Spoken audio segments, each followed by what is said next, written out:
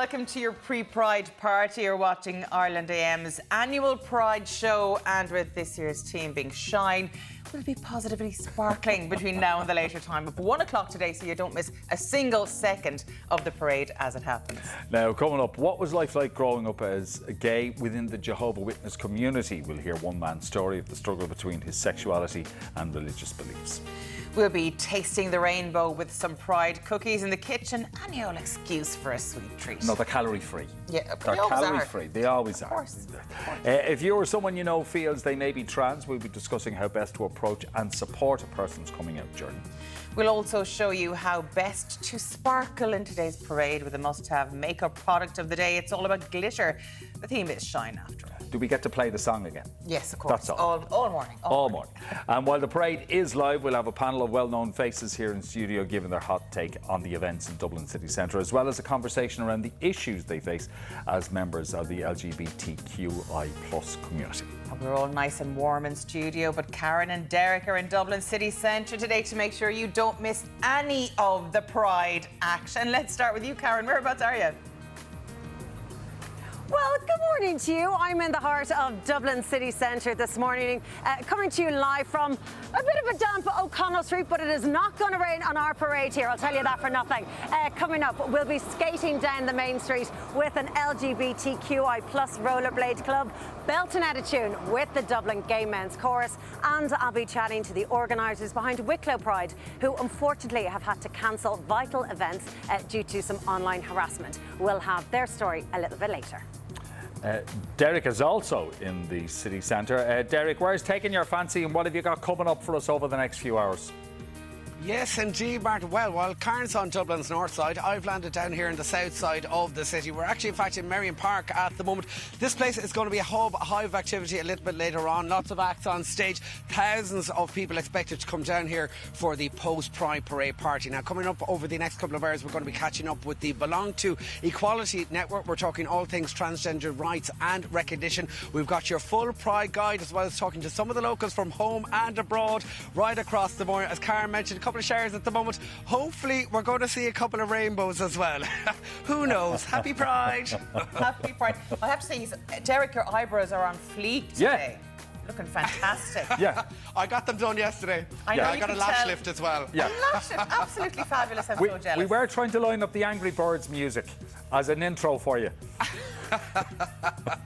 Don't mind if you look beautiful. You look great. Happy Pride Day, yes. Well, let's take a first look at your morning papers. We'll start with the Irish Times. It leads with Democrats in crisis over Biden debate debacle, writing that the idea to replace Joe Biden as the Democratic nominee for president has flipped from a whispered rumour to a national conversation following his performance during this past Thursday's presidential debate. The front page of the Irish Independent opens with pilots plan to ramp up strike halted by unions, stating that a proposed second strike from the Aer Lingus pilots has been put on hold following an invitation to meet with the Labour Court next Monday. Over to the Irish Examiner, it leads with the story writing Aer Lingus pilots begin strike action. Unions representing the airline workers warn of dire consequences should talks with the Labour courts fail. Moving on to the tabloids now, the Irish Daily Mail reads late-night discharge of elderly patients is disgusting, revealing that in the past 3 months, 19 patients over the age of 75 have been removed from University Hospital Limerick, the country's most crowded hospital, between midnight and 7 a.m. The Irish Sun goes with Desi and the Kinahans, as a former prison officer fears that Desi border fox O'Hare could become a hitman for the Kinahans now that he's freed. The Herald's headline reads, pigs stabbed to stop Muslims coming, as Gardaí have launched a criminal probe after 2 pigs had to be put down after they were stabbed at a site set to house asylum seekers in North County Dublin in what is suspected to be anti-immigration demonstrations. And finally, the Daily Star writes, Tay Mila Falta. The paper covers how fans queued outside the Aviva 11 hours before the show started in the hopes of getting a prime spot to watch their idol Taylor Swift, who blew Dublin away last night as she rocked the capital in the first of 3 gigs. Okay, after the break, what do the I and Q mean in LGBTQI+? We'll be finding out next. Before that, though, on Taoiseach Simon Harris sent this message for Ireland AM viewers this morning. Good morning and happy Pride, everyone. I want to send you a message as we prepare for a fantastic day ahead where we're going to come together and celebrate the LGBTI plus community. Pride represents how the LGBTI plus community has been able to consistently demand action and visibility around the issues of the day, both for their own community and for the wider community. And it's an absolute privilege and a duty to stand in solidarity with you all and to help amplify your voices and champion your rights. In recent decades, we have made tremendous strides towards equality, legalising same-sex marriage, introducing the Gender Recognition Act, abolishing discriminatory laws and promoting equality in all areas of society. However, today is also a reminder of the many challenges that still remain. Our work is far from over. We must continue to push for equality for all members of our community. We have seen those challenges manifest themselves recently in various forms of attacks on the LGBTI plus community. These types of attacks cannot and will not be tolerated in Ireland. Nobody should ever feel ashamed for who they are or for who they love. I want to extend my sincere thanks to all of you who have worked so tirelessly to organise a month of activities and events for LGBTI plus people and their allies right across our country. So please, enjoy the parades that are taking place right across Ireland, and a happy Pride to each and every one of you. Take care. Fear me no.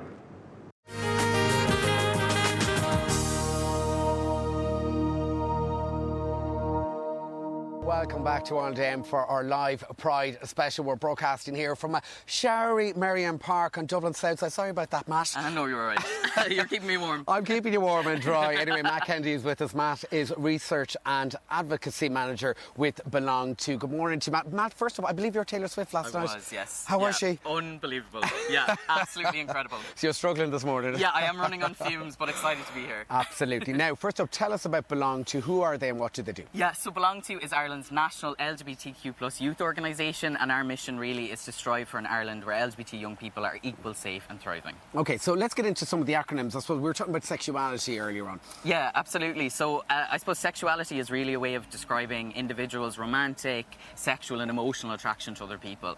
Yeah, next up, gender identity then. Yeah, so gender identity is really referring to an individual's personal sense of their own gender. And then gender expression. It's how people express themselves in the world, so whether that's their hair or their nails or like the clothing that they wear, their mannerisms. Yeah. Now, the LGBT alphabet has expanded over the years, right? Yeah, so there's lots of different iterations of it. So in Belong To, we use LGBTQ+, and that stands for lesbian, gay, bisexual, trans, queer, and then the plus refers to other marginalised or minoritized identities within the community. OK, now you've got a couple of flags with you here this morning. Will you talk us through the flags? Absolutely. So I can talk about this flag first, which is the Progress flag. So this is where a number of artists have kind of taken it upon themselves to expand on Gilbert Baker's initial rainbow flag to include the intersex flag, the trans flag, and then the Progress flag to acknowledge the kind of intersectional identities within the community, including intersex people, trans people, and people of colour. Now, this was recently updated as well, right? Yeah, to this version, yeah, with these different kind of flags included. Yeah, absolutely. Oh, OK, now, our next flag here. So this is the trans flag. And this was designed by Monica Helms, and it's really kind of playing on the kind of gender stereotypes in terms of the colours assigned to boys and girls in terms of blue and pink, to sort of talk about that expansion of the gender identity and the gender binary in terms of trans people. And our final flag here this morning then. So this is the non-binary flag. This was designed by Kai Rowan, and really the different colours are to kind of acknowledge the nuance and the diversity within non-binary people's experiences of gender, both kind of in relation to and outside of the gender binary. OK, Matthew, there's a lot of vocabulary surrounding sexual orientation and sexual identity, right? So we're going to go through a couple of them here this morning. First up, pansexual. Yeah, so pansexual refers to individuals who really, you know, could be attracted to a wide variety of individuals, irrespective of their gender identity. OK, asexual. So that refers to individuals whose identity means that they have little to no sexual attraction. That doesn't mean that they don't have relationships or they don't have romantic or emotional attraction to other people, but it does mean that they have kind of less or no kind of sexual attraction. Transgender then? So so I'm a transgender man, and the way that I would kind of describe my experience is that when I was born, I was assigned female at birth, so I was recorded as female, and that didn't really accurately describe my experience of my gender and my personhood in the world. So I understand myself as a man, my gender identity as a man, so I'm a transgender man. Okay, bisexual. So bisexual then refers to individuals who are attracted to a wide variety of gender identities. Okay, non-binary. So non-binary is, again, it's similar to trans in that it's an umbrella term, so it refers to individuals whose gender identity is quite expansive, and they might feel that the binary of kind of man, woman, male, female doesn't accurately describe their relationship to their gender. Okay, Matt, cisgender. So cisgender, lots of people can find this, word kind of tedious because maybe they've never heard it before and they don't understand it. But really, it's about describing people who aren't trans. And in contexts where I share that I'm a transgender man, it's really being done to kind of, bring us closer to an understanding of our experience of the world and our gender identity. So really, that's what cisgender is just someone who isn't trans. So it's all about, I suppose, learning, understanding, and education is key. Absolutely, and it's a minefield. And we have a brilliant glossary of terms on our website, and I've really found from this work that I was joking with my colleagues that I felt like I was preparing for an exam, learning off the different who made the pride flags and things. But really, there's plenty of opportunity to learn and to just be honest if you make mistakes and kind of be willing to kind of educate yourself further and be mindful moving forward. A lot of people possibly watching this morning are not out. Potentially today is their coming out day. What do you say to them?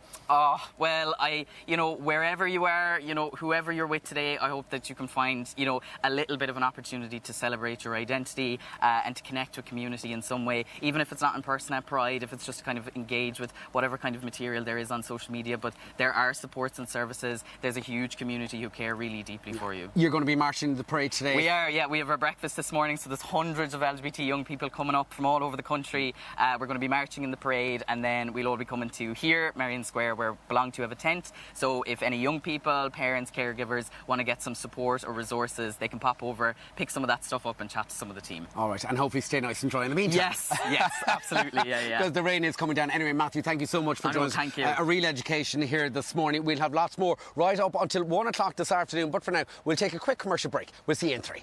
All right, thank you so much. Shelter in place. Awaiting further instruction. We can help each other. We have to get out of the city.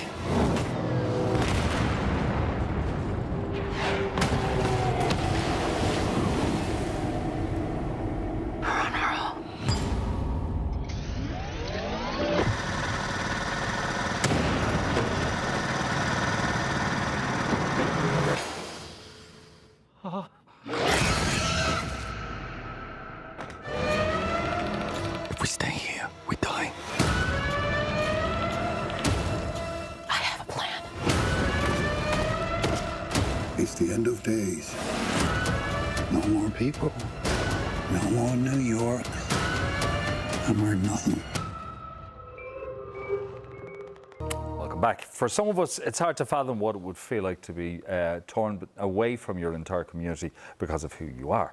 Well, our next guest can shine a light on this. We're joined now by author Jamie O'Connell, who grew up gay within the Jehovah's Witness community. Jamie, thank you so much for joining us on the show this morning. Now, for those who don't know the core beliefs of a Jehovah's Witness, what are they and what did you actually grow up with? I suppose they would see themselves as going back to the Bible in its purest state. That would be the difference maybe to, they wouldn't believe in the dogma of the Catholic Church, so they believe it in quite a sort of literal way. So in terms of myself growing up and being a young child, things that would have made things very different would have been Christmas wasn't, on the cards. They would see that as a pagan holiday that was taken from solstice, rather than maybe something that, would have been Jesus' birth. Yeah. Or they wouldn't believe in birthdays as well. That would have been, I'm thinking in terms of a child, that would have made a difference to us.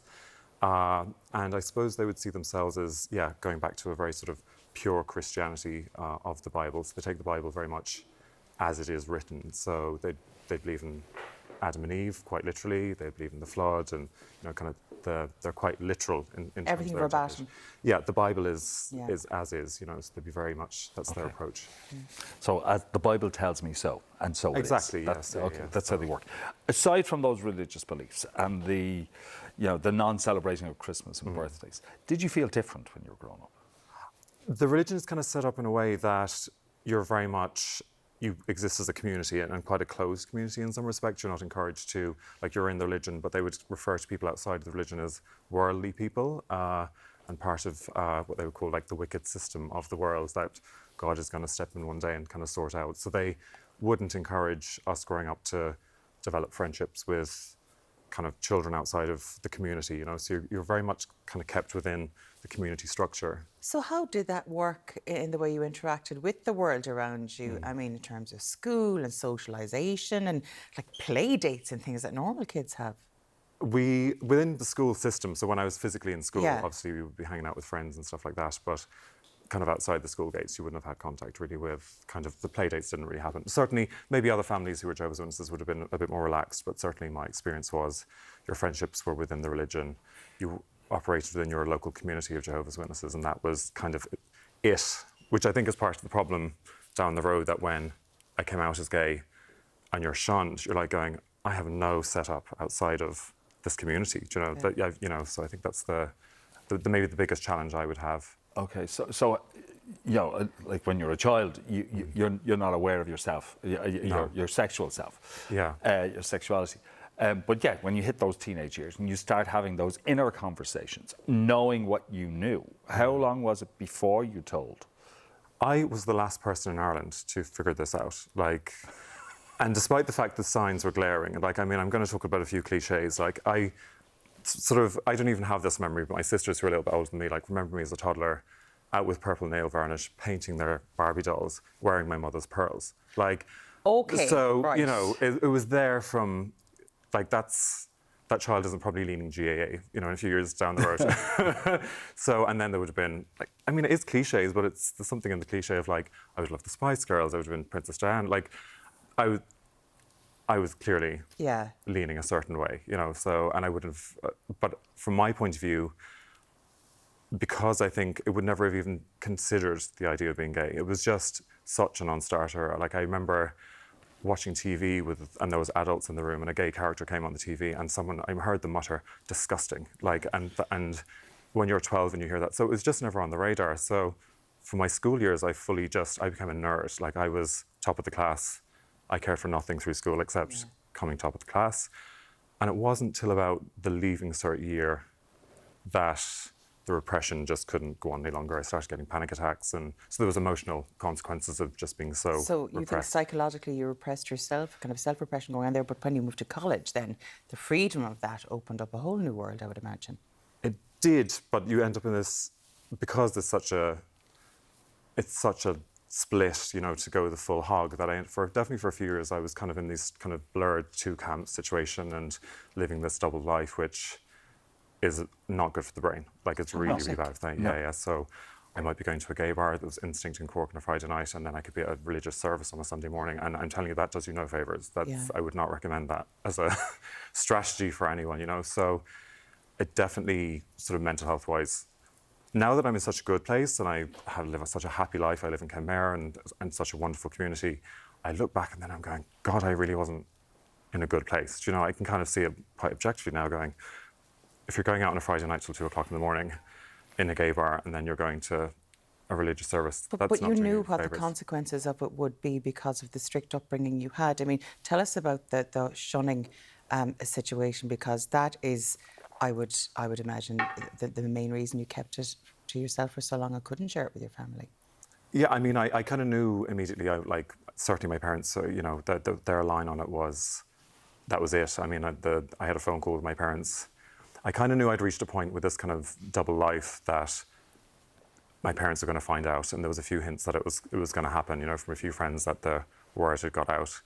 And I rang up my father at the time, and I told him that I was gay, and we haven't really spoken since. So that was it. So Okay. yeah, so it was, and that's why it took so long. That's why it took a few years of straddling the line, because you knew that was That was on the the cost. cards. Yeah, Cost was yeah, your yeah. family. Oh, okay. So your sisters were able to spot there's something different about her, Jamie. Yeah. What about your mum? A whole other conversation. My father remarried, so my mother is my stepmother, so it's a slightly different scenario. But the positive in all this was I had a really good grandparent. My grandfather was amazing. And I had 2 really good sisters, and we talked about, like, people being worldly, you know, and that kind of stuff. So you kind of, when I actually came out into the real world, so to speak, I found people were lovely. I actually found the messaging around it was just completely wrong. I'm like, everyone's been lovely, you know, and then you create an urban family and you find your own friends. So over the course of maybe a decade, everything kind of came together again. So the fear that you had of what you would lose was replaced by something that you could embrace and made you be yourself. and happily so now. I mean, you mentioned... Oh, 100%. Yeah, congratulations, you recently got married, I believe. So, yes. I mean, looking at your life now, did you ever imagine when you're going through those turbulent times of knowing what you had to do, of sharing this with your family and knowing the consequences, did you ever imagine you could reach this point? I think if you have any bit of hope, I do think somewhere in it all, there was just something in me. I was like, you know, I was so ambitious in school with the thing. I was like, I never quite lost ambition. So in it all, I was like, even though I was unhappy today, I always had this feeling, you know, it gets better, you know, and that little thread always kept me on track. And maybe that was just having a good grandparent and that was enough to keep the show on the road, you know. So, and one of the reasons why, you know, my intention to talk to you today is that I'd hope that someone out there today would listen to this and be like, it does get better. Like, if you're in the thick of it, maybe your parents aren't Jehovah's Witnesses, but you could be in a situation where it's very difficult. Like, do the work, look after yourself, get support. So I was very lucky in college. I got some counselling and things like that. And then over the years, I did various kind of further work on that. And that kind of personal work did wonders. And it's all there to be got, you know. So if anyone was listening as well, like, you can be right, rock bottom, and get out the far side. Okay. And get married. Yeah. And have a happy life. And have a happy life as you're having and enjoying right now. Tell us about Cork Stories. So Cork Stories, yeah, I'm at the West Cork Literary Festival. I have a short story in this collection. It's a collection that's come out in the last year of Cork. It's all about Cork writers telling modern Cork stories. So, yoo-hoo! I'm all for that. Funny, the story that I have in it is kind of a 13-year story, which in the sense that it started out as a novel that ultimately it ended up becoming a story. But it deals with the conflicts of generations. Funny enough, I was reading the collection the other day, and I mean, Kevin Barry's in it, Mary Morrissey, there's a load of amazing writers, so I'm thrilled to be in the collection with them. But dealing with, as I said, family themes. There's an amazing story about a family dealing with somebody who's got early onset Alzheimer's and how they're managing that. And I think we don't know what's going on behind closed doors, do you know what I mean? And I think we get these little windows of everyone has a story. I have my story here today, but everyone in the room, everyone in Ireland will tell you a story that they've worked through, and you really get that feeling. Fiction creates such great empathy for people. So if you read the book and you kind of go, actually, do you know what? That person who has crossed you on the street or was a bit grumpy, you don't know. They could be at home with someone who's dealing with Alzheimer's. Do you know what I mean? So it's a wonderful collection. Insightful and modern as well. I felt it's modern Ireland in it, which is really good. And loads about the weather. I've realised we're obsessed. It's what we all talk about. It's an absolutely delight talking to you. Thank you so much for joining us on the show today. Cheers, Jamie. Remember, you can catch Jamie and the Cork Stories team at the Bantry Library on Thursday, July 18th at 1 o'clock for the West Cork Literary Festival. Now, after the break, we learn about some of the challenges trans people face, and Karen chats to some skating role models. So whatever that is, see you soon.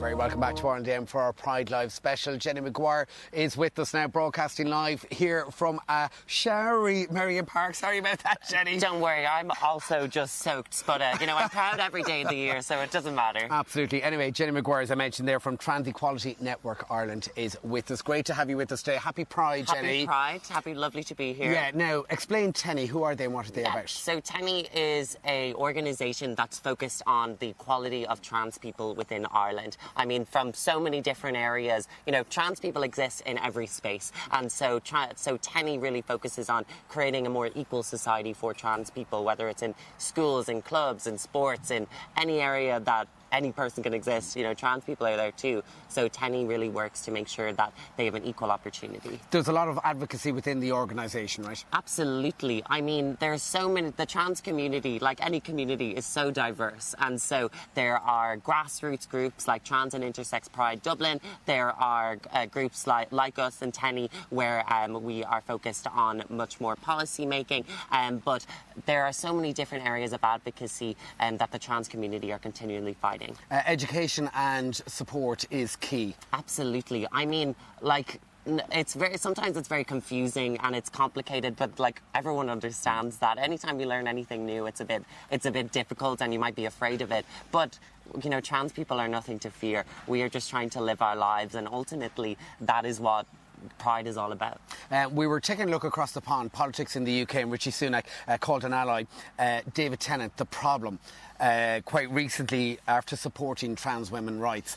What do you make of that, using trans people as a political pawn? Yes, I mean, it is exactly that. Trans people have been, by in particularly conservative politics, have been used as a tool to spark anger and to distract from other perhaps failing policies within governments. I mean, it's across the world. It isn't just within Rishi Sunak's party. You see it in the US, right? Yes, in the US as well. Keir Starmer in Labour also is iffy on trans people. But when we say iffy on trans people, or we use people as pawns, these have real effects on people. It goes into the schoolyards, it goes within policy, it goes within workplaces, and just our ability to move around the world safely. How do you feel we're doing here back home then in terms of how we address trans people's rights? Yes, back home, you know, there are amazing different supports for trans people. We have so much more to go. It's becoming increasingly less safe for trans people in all areas within Irish life, but especially within transgender healthcare. I mean, we were talking earlier on about the discourse online.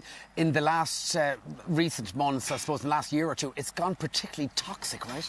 Toxic is the only word for it. I mean, it is vile. There's death threats, there's hate, there is exposing where people live, just because they are trans. And it's being facilitated by so many different areas of life. I mean, just because of how the media runs, it's on clicks, it's on making people angry. Trans people have bared the brunt of that and are being you know, targeted, and it's having a real effect on trans people's mental health and ability to live their lives. Jenny, can we talk about your journey then as a trans person? When did you, I suppose, come out in inverted commas? Yeah, I mean, I come out every day, is what I would say. But I first told my parents when I was 15. I told one or two friends when I was about 11, and so ever since, but I've known all my life I'm trans. You know, you kind of know something's up. But I then went to my GP when I was 16, and then ever since then it's just been, you know, being bolder and braver and more proud of who I am. You said access to healthcare is probably the biggest issue for trans people at the moment. Absolutely. I mean, we treat trans people as if they have a mental illness in this country in order to get them healthcare. In order for you to access healthcare, you are forced through hours and hours of psychological evaluation, which goes against the World Health Organization guidelines. It is absolutely atrocious how we treat trans people in healthcare, and it forces people to DIY their healthcare, and it forces increased mental instability to trans people who are, like I can say for myself, access to healthcare changed my life, and it's made me able to explore so many other areas of my world. Before we let you go, to any young person watching at home this morning, what would you say to them? I'd say to them that being queer and trans is the greatest gift I've ever received. I feel so lucky, and it doesn't matter what anyone says or what anyone does or tries to scare in the media, in your day-to-day life. You are so special and you are a gift, and they can never take that away from you. Absolutely. Tenny.ie for more information online. But for now, guys, isn't she the spit of Taylor Swift? I'm only saying I'm looking at Jenny. I think it's Taylor Swift. Take a break from my rehearsal. Let's go. Studio. Back to studio. Okay, walking through town, Jenny's going to get nothing but selfies and autographs, yeah. Thanks so much for that, Derek. Now, Karen is also in the city centre today. What's going on where you are, Karen? Good morning to you guys. Yes, we're here in the heart of Dublin city centre on O'Connell Street. And who you can see behind me, these are our gays, gals and Nineberry pals. They are all part of the roller skating club 51st Skates. And joining me now is Nicole Douglas, the founder of 51st Skates. First of all, Nicole, congratulations on a superb name. Tell us about the club that you founded and how it came about. So it's actually a bit of a sad story how 51st Skates came about. Well, first my friend had bought me roller skates, I'd say maybe the year previous. Then my dog had passed away. I got really sad and was like, look, I need to do something to get me out of the house. The skates are sitting there, they're looking at me. I'm going to go learn how to skate. So best thing I ever done. 3 years later, here we are. But it started off with just me, then it slowly started building and building and building until one day there was 50 of us in a WhatsApp group. We were like, let's be 51st Skates. And because as you say, without your dog around, you're not getting outside. You're not kind of getting the fresh air that you used to get. So what has the club meant then? Because it has grown and grown. It's not just in Dublin, is that right? No, so 51st Skates would just be in Dublin, but roller skating kind of in Ireland has massively taken off, especially since COVID. Now you've got community groups in Belfast, like Skate Social Belfast. You've got groups down in Cork, like Roller Crew. So they're all over the place. tell me, how experienced you have to be? Because these people here today are absolute troopers. They come out in the rain. So how experienced you have to be to get on the skates? You can come and join 51st Skates if you've literally just never put on skates before and you want to put them on for the first time. There's skaters of all levels, of all types that come to the hall. We have park skaters, artistic skaters, jam skaters, which we'll be showing you in a little bit. So you don't have to have any experience. And so where do you guys practice? Where can you actually skate that's safe for you guys? So we have a studio in Dublin 2 that we go to once a week, and then we have a hall then based out in Ballyfermot that we would go to then Tuesdays and Saturdays. So there's loads of opportunities to come and join us skating. And what are the do's and don'ts of skating then? So the big do is make sure you bend your knees, and if you think you have them bent, bend them more, because you just need to have your knees bent. Another do is kind of find a community. Oh, the rain. Find a community. Don't skate in the rain, ideally. Don't skate in the rain. It's bad for your bearings. But yeah, do find a local community and kind of join up with them, because you're going to meet somebody that's on the same kind of roller skating journey as yourself. You'll be able to encourage each other to keep going and push and motivate each other. Don't compare yourself to other people. That can be a big thing with roller skating, is that say if somebody did start at the same time as you and is progressing in a different manner, it can be easy to look at them and say, well, why am I doing that? So don't do that. People are on a different journey. People can commit different hours to skating. And, you know, people learn in different manners. So never, ever compare yourself to somebody else. You are your own person. Absolutely. And tell me, is it good for fitness then as well? Oh, absolutely. It is great. Some people join purely for fitness. Like when you're doing jam skating, or if you're just going for like a long skate, it works the legs, it works the core. And like, say, for example, you're spinning or you're learning to spin, you have to like engage your core. And I mean, you're never going skating for 20 minutes. It's generally for quite a long time. Like our halls are 2 hours a time. And any injuries, Nicole? Me personally, no, but we have had a couple of injuries. We've been known to be called 51st breaks at one point. Shout out to Georgia. But yeah, we have been known to be called 51st breaks. Well, we're hoping for no breaks today. As we said, I actually did have my skates at the front door ready to join you this morning, but I'm not risking it at my age, because if I go down, I won't get back up. You take it to our little sort of roller rink here today. Woo! Very close, but not quite there. Okay, I hope you're rolling the music back at base. Let's hear it for 51st Skates.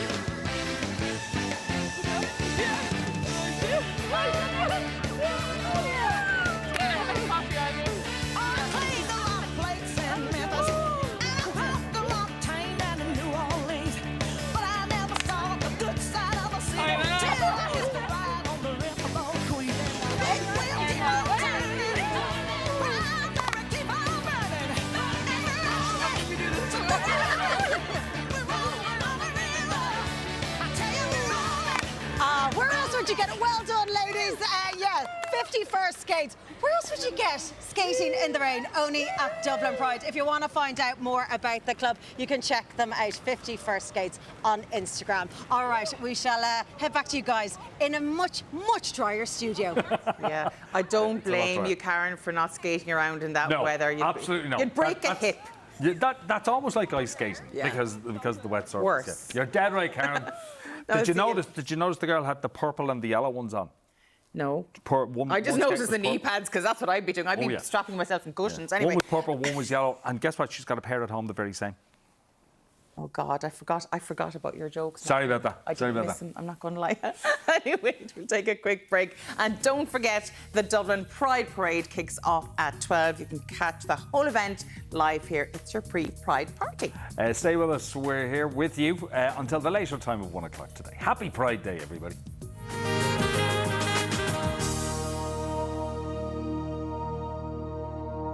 Take a look at your morning papers, starting with the Irish Times. They lead with Democrats in crisis over Biden debate debacle, writing that the idea to replace Joe Biden as the Democratic nominee for president has flipped from a whispered rumour to a national conversation following his performance during this past Thursday's presidential debate.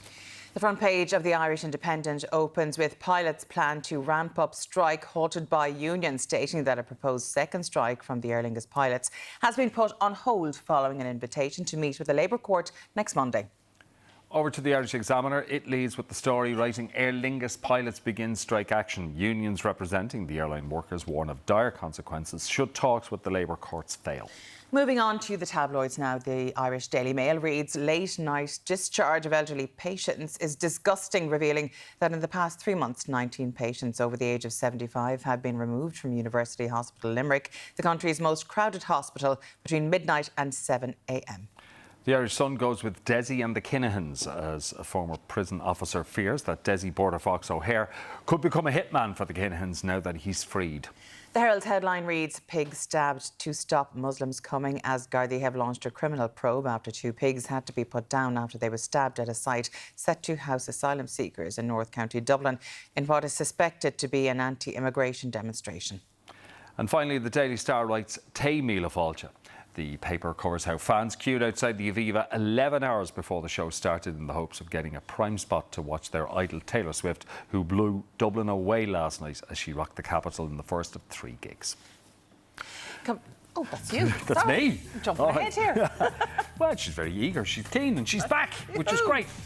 Coming up next, the events, gossip and details you can't afford to be without today. Derek's got a Pride guide. And here in studio, we'll be snacking on some rainbow goodies for the day that's in it. See you in a few minutes.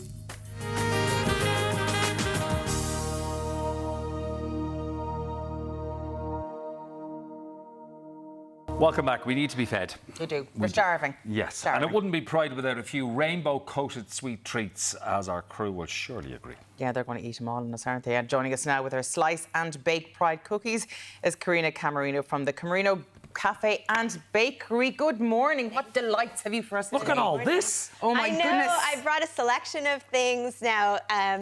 We have this all in the cafe today and tomorrow. We're doing a Pride brunch tomorrow. Today, I'm showing you how to make slice and bake sugar cookies with a rainbow heart in the center and rainbow sprinkles. It's a bit of a magic trick. I'm going to show you how. Oh, yay. Okay, we love a bit of magic. All right, so I love a few biscuits. Yes.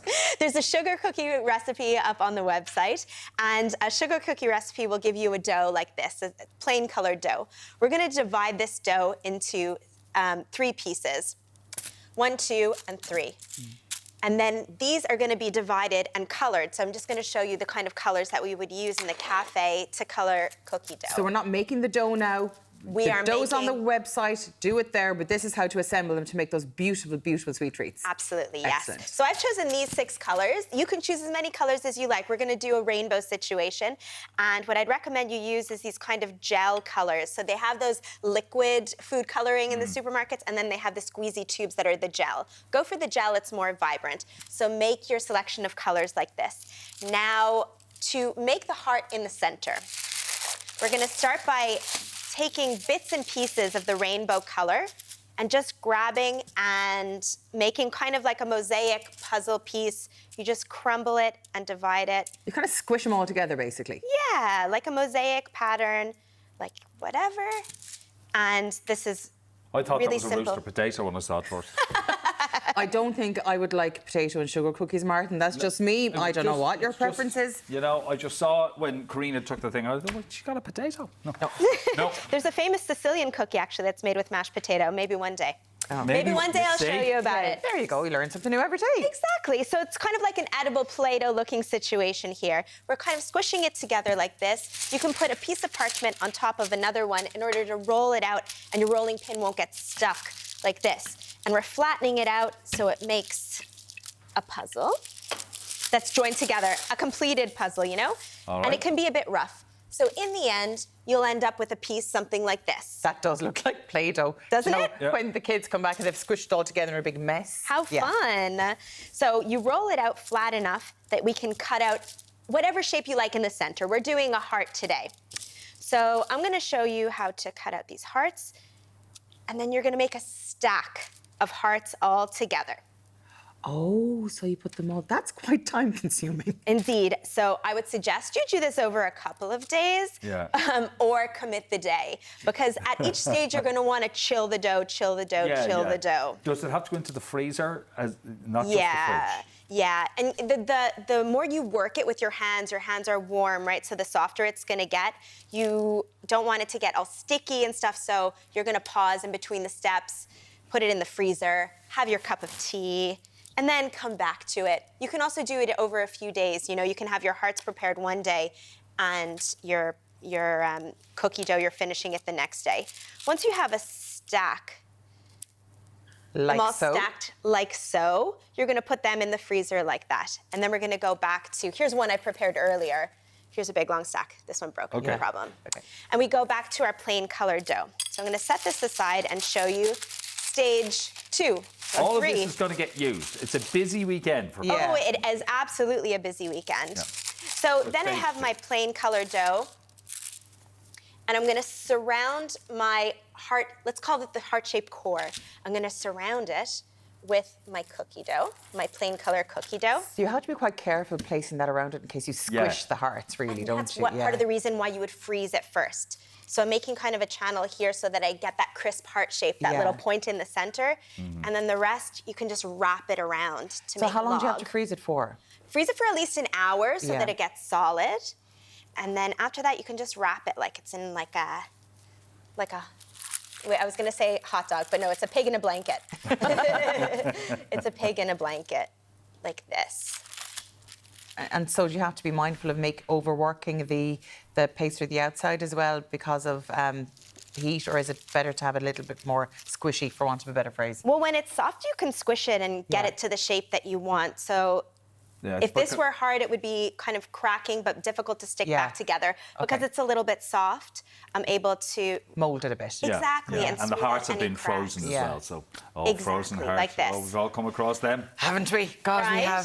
So you would chill that again, and then what you have is, here's a log I prepared earlier with a hidden core of rainbow hearts in the center. All right. I'll tell you what, I'm appreciating the cookie making with all the effort that goes in. This is quite a lot. It's a lot of steps, but I feel like each step in itself is achievable. It's simple enough to do. So once you have the heart like this, we're gonna slice our, before we slice the cookies, I'm gonna put a little bit of sprinkles on it. So I have a little bit of... Before you slice, you put the sprinkles on, okay. Exactly. And what did you just roll that? What oil is that? I just put a little bit of sunflower oil, and that's going to make a little bit of glue for the sprinkles to stick. Sprinkle the outside. This would be really fun to do with some smallies, wouldn't it? With some kids. You'd have to... Well, you wouldn't let them in charge of the hard stuff, but the sprinkles they might manage. They can punch out the hearts. They can make the squishy puzzle pieces section. And now you can slice it. We're going for about, you see, we have our hearts in the center. Oh, lovely. You see? You see? And we slice, and then they're gonna bake. They take very little time. How cute. They take about 15 minutes in the oven. I would imagine they need a bit of space between each one. They're not going to spread out very much this way. Okay. You want enough room for the air to circulate, the warm air in the oven to circulate around them. They'll get more puffy than runny. Yeah. Now, so you're going to bake them in kind of 170 degrees for about 15 minutes, and then what you end up with is a marble cookie with a rainbow heart in the center. Oh, look at that. Would you like a go? Of course. Does Pinocchio have a wooden nose? Martin King, behave yourself. I said nose. I know. Silence. Oh, yeah. That is so light. And if you were serving these, everybody's going to want to know, how did you do that? Then you say, I stole them off Karina because I can't do it myself. That's what I would say. Anyway, thank you so much. These are lovely, lovely, You've lovely. bitten that, I've bitten that. We have to finish them all. It's the rules. It's the rules. And as you said, there's no calories in rainbow cookies. Full recipe details are up on our website. You can find out more from Karina at the Irish Museum of Modern Art in Kilmainham, where you can visit. They're celebrating this weekend. Of course, you can go to Camarino Bakery on Instagram. Now, Derek, unfortunately, you're missing out on the biscuits. But what's going on where you are? We'll have one for you here anyway. Well, look, we're missing out on the biscuits, but thankfully the showers have eased off, guys. Pádraig, it's looking good, it's looking up. I think it brought the sunshine, did it? Beginning to clear up. Anyway, we're down here in Merrion Square. This is the Pride Village here this morning. A hub and a hive activity later on this morning following the parade. Pádraig Wilson McCarthy is with us. And Pádraig, before we get into what's happening in the parade itself today, it's a very big day for Dublin Pride. Yeah, it's a huge day. It's 50 years of Dublin Pride this year, so I suppose the parade is going to be bigger and better than ever, Derek. Yeah, absolutely. The theme this year then? The theme this year is shine, okay, and I know the sun isn't shining yet, but I'm told it will. You told me, you assured me that it might. Yeah, 50 years, and I suppose the idea behind shine is that, you know, it's encouraging people to shine and be their authentic selves, but also it shines a light on people around the whole world who can't shine for whatever reason this year, you know? Yeah, well, we know we've a lot of Swifties in town at the moment. There's going to be a lot of people in here for Pride later on. Yeah, 60,000 people will be descending on for Pride alone, you know, and the Pride Parade is taking place, as you know, from 12 o'clock on from O'Connell Street. Loads of flamboyant floats, lots of colourful costumes. So even if the sun isn't out, it doesn't really matter. The Grand Marshal for this year's Pride Parade is Blanchard. We had them on earlier on, and we do have shots on air. I mean, the colour and the displays out there, it's going to be incredible, right? It always is incredible, you know what I mean? And it's just it's a spectacle, but it's a great thing to be a part of. And to bring the whole family, bring the kids in, bring your nanny, bring your granny. It's for absolutely everyone, and anyone can get involved. You don't have to be, you know, anyone can come in today and walk in the parade if they want to, you know, and also you don't have to walk, you can stand at the side and watch and cheer. And cheer on from the sidelines. Now, what route is the parade going to take today? Right, so as I said, it starts off on O'Connell Street, and from there it's going to go down to Eden Quay.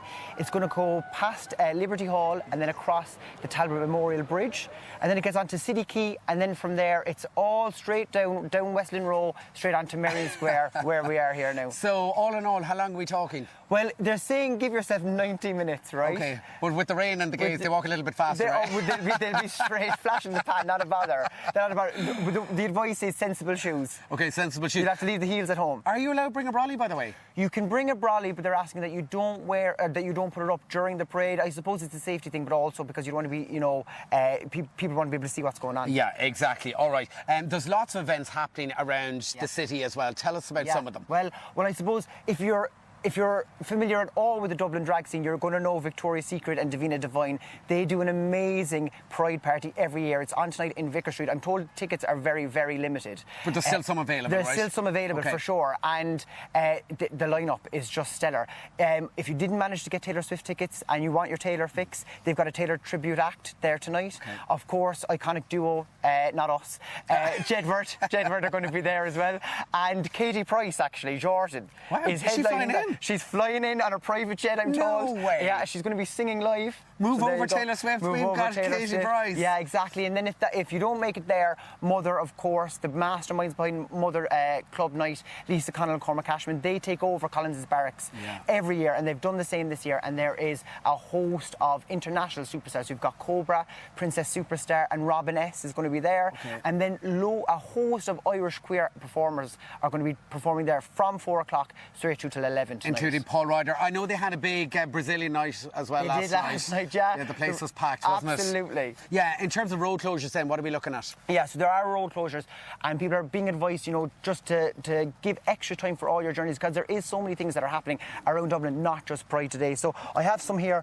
O'Connell Street's going to be closed from 8 until 4, so it's closed at the moment. Merrion Square South, Merrion Square East, Fitzwilliam Street Lower, and Mount Street Upper will be closed all day as well, obviously, for this. So completely out of action. So I suppose the advice is to take public transport if you're coming into town. Take public transport, plan ahead, give yourself extra time, because the last thing you want to be doing is missing the start of something. Okay, what should we bring and what not to bring today then? So if you head on to DublinPride.ie, there is a list of things that you can bring and what you shouldn't bring. I suppose the first thing is you're going to need a poncho, for sure. Yeah. Other things, you can bring banners as long as they're not too big. You can bring some music with you as long as it's not too loud.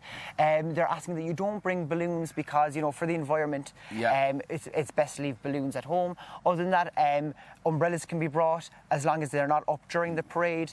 And they're also advising for sun cream to bring some water as well. Okay, and as I said, sensible shoes. Absolutely. Come here, I know there's lots of other pride parades happening all over the country. We want to give a few of them a mention. Yeah, of course. Well, first thing I should mention is that every year it's growing. So there's more and more rural prides happening up and down the country, and they're so important. First of all, because people shouldn't have to celebrate or to travel to celebrate Pride, and second of all, if you get out and support your LGBTQ community from home, they feel more supported. Longford Pride last week was the first one ever. Waterford Pride. There's going to be Cork Pride in August. I have to give it a mention, and there's a whole host of them right through to Laois Pride in September. Galway and Inishowen Peninsula as well. Absolutely. They have a great pride up there. Where can we find out more online, Pádraig? DublinPride.ie. And what are you doing later on? I'll be at the parade, and then I wouldn't be able to tell you what I'm doing afterwards.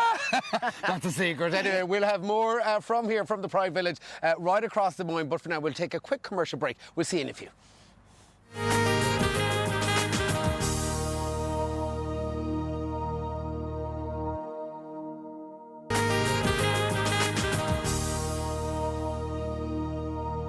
Welcome back. We've all heard stories about the challenges of coming out both as a child and on the receiving end as a parent.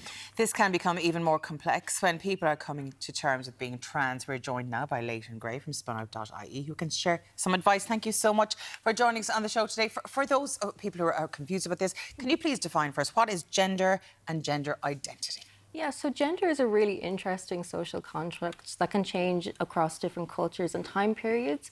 So it informs us how we see ourselves, how we see others. It's a form of self-expression, and it also usually tells us what roles we're expected to adhere to in society. So today we obviously talk about men, women, trans folks, but even these ideas aren't static. So my favourite example is if someone told you today they're having a baby boy, you'd get them something blue. If they're having a baby girl, you get them something pink. But in the Victorian era, it was the other way around. That's right, yeah. Pink was a masculine colour and blue was a feminine colour.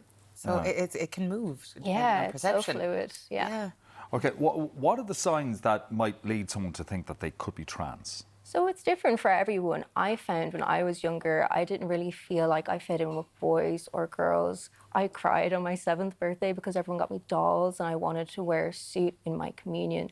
But apart from that discomfort, I think it's really important that you search for the joy.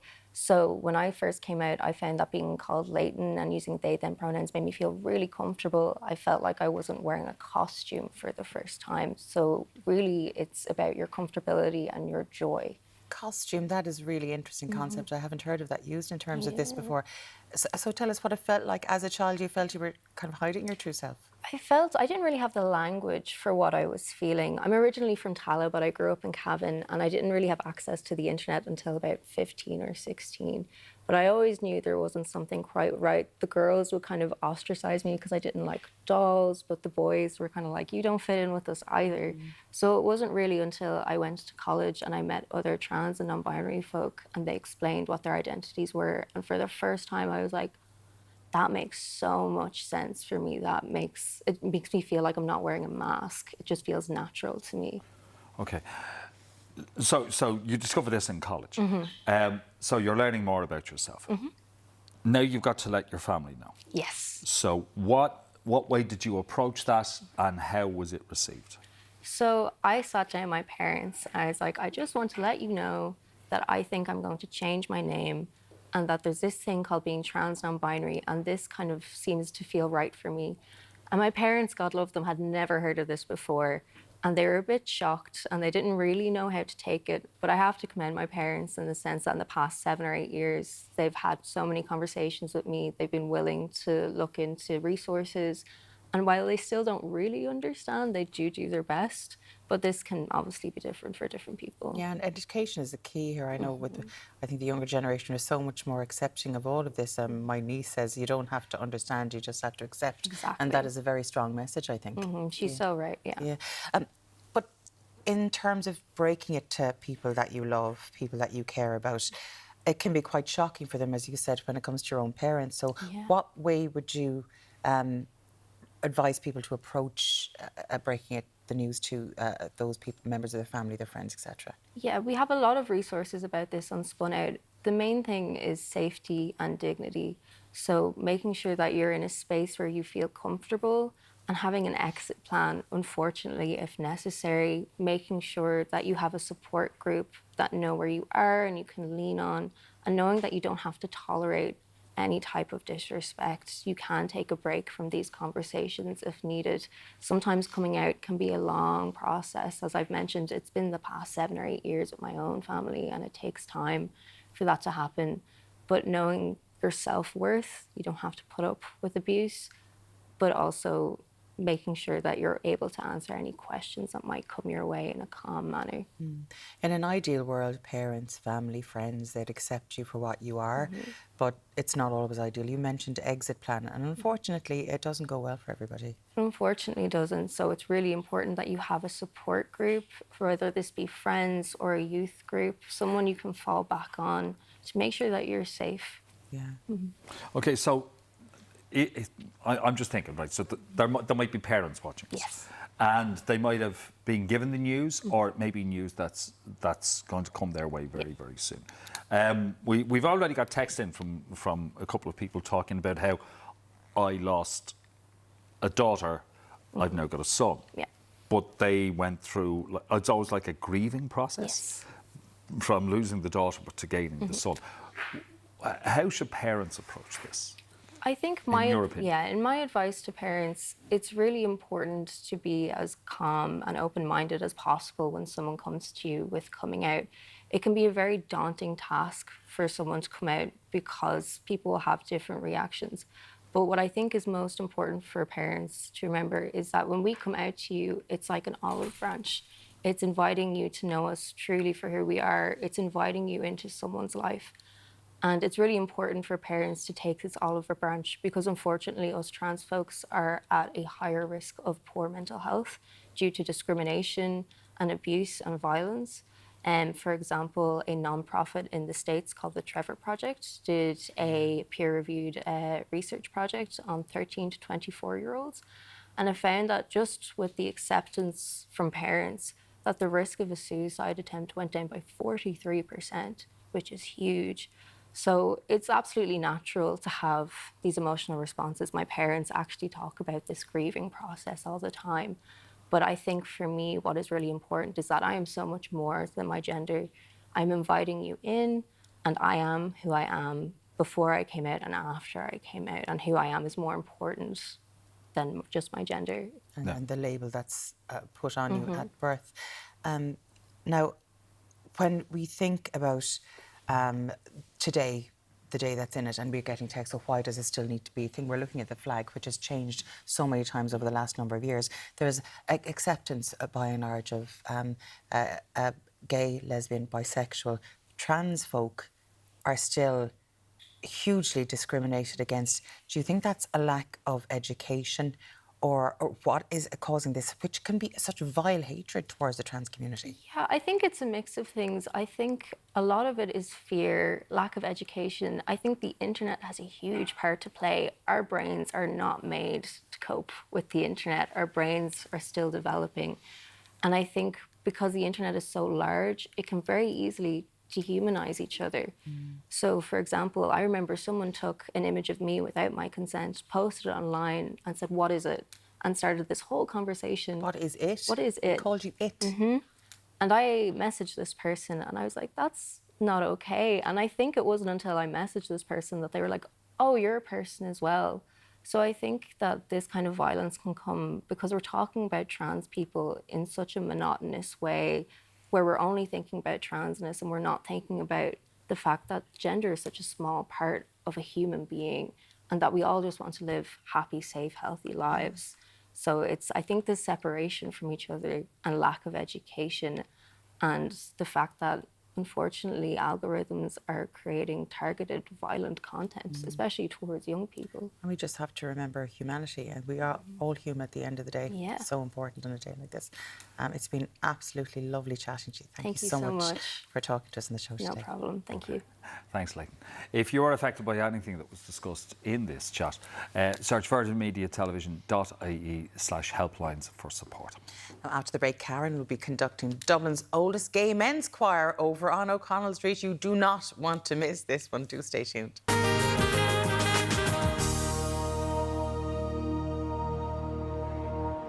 welcome back to O'Connell Street here in the heart of Dublin city centre. Now, earlier this month, the Dublin Gay Men's Chorus made headlines after their annual June performance was cancelled by St Andrew's Church for being, quote, not compatible with their mission as a Roman Catholic parish church. Well, the chairperson of the choir, Patrick McNamara, and their musical director, Duncan Brickerton, join us now this morning. Good morning to you folks. How are you?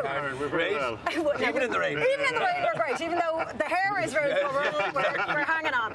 Now, we have to clarify something, because Lane Carley said you were the oldest gay men's choir. But we need to clarify this, do we? We're not the oldest. We're the only. We're the only gay men's chorus on the island of Ireland. Wow. And so tell us about how you were founded. When did this all come about?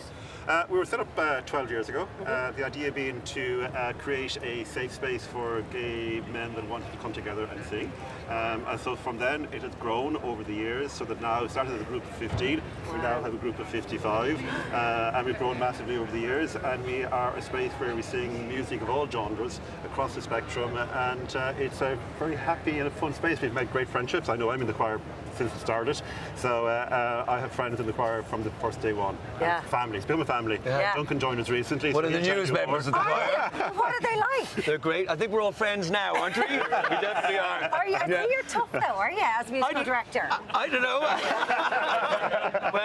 Well, we have a lot of fun, but we of course do a lot of work. We're together every Monday for 2.5 hours, and it's I think what we achieved recently with our concert and our other performances.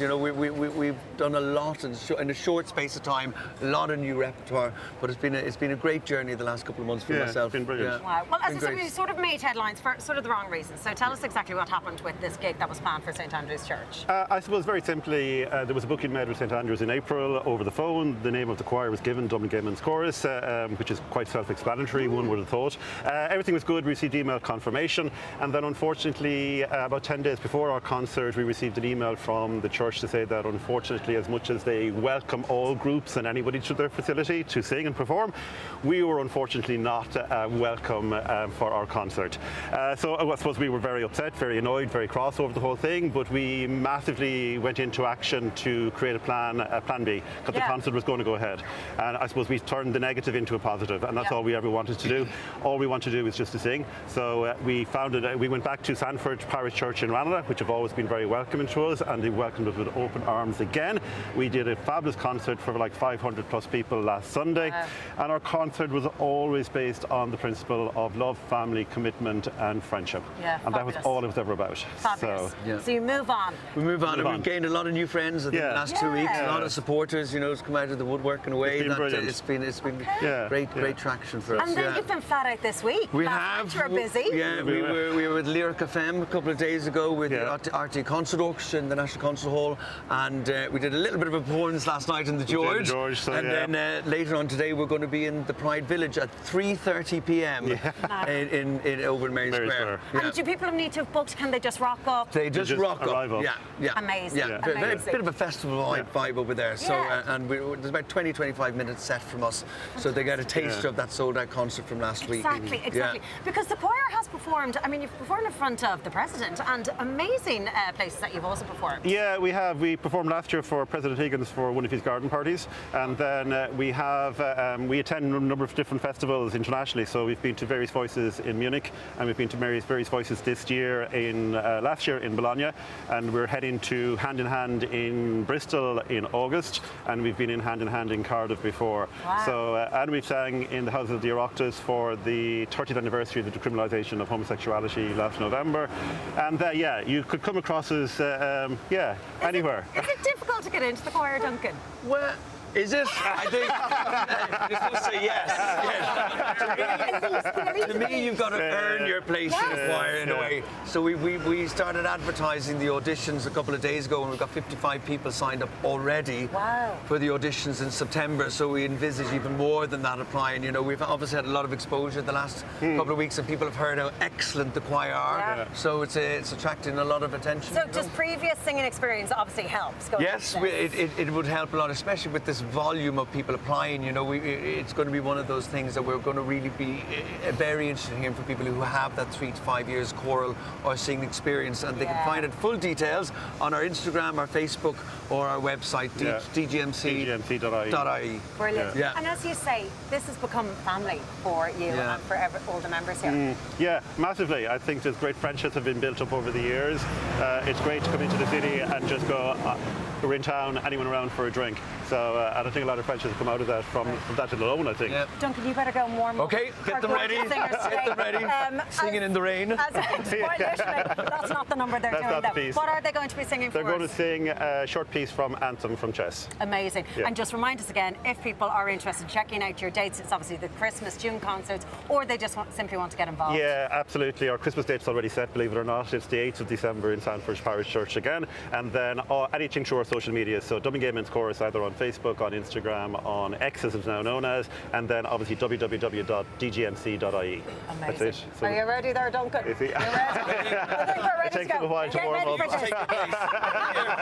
Wait for it. This is going to be goosebumps. Goosebumps, hopefully. Goosebumps. Dublin Gay Men's Chorus. Take it away. Thank you. How can I leave her? Where will I start? Let man's petty nations tear themselves apart.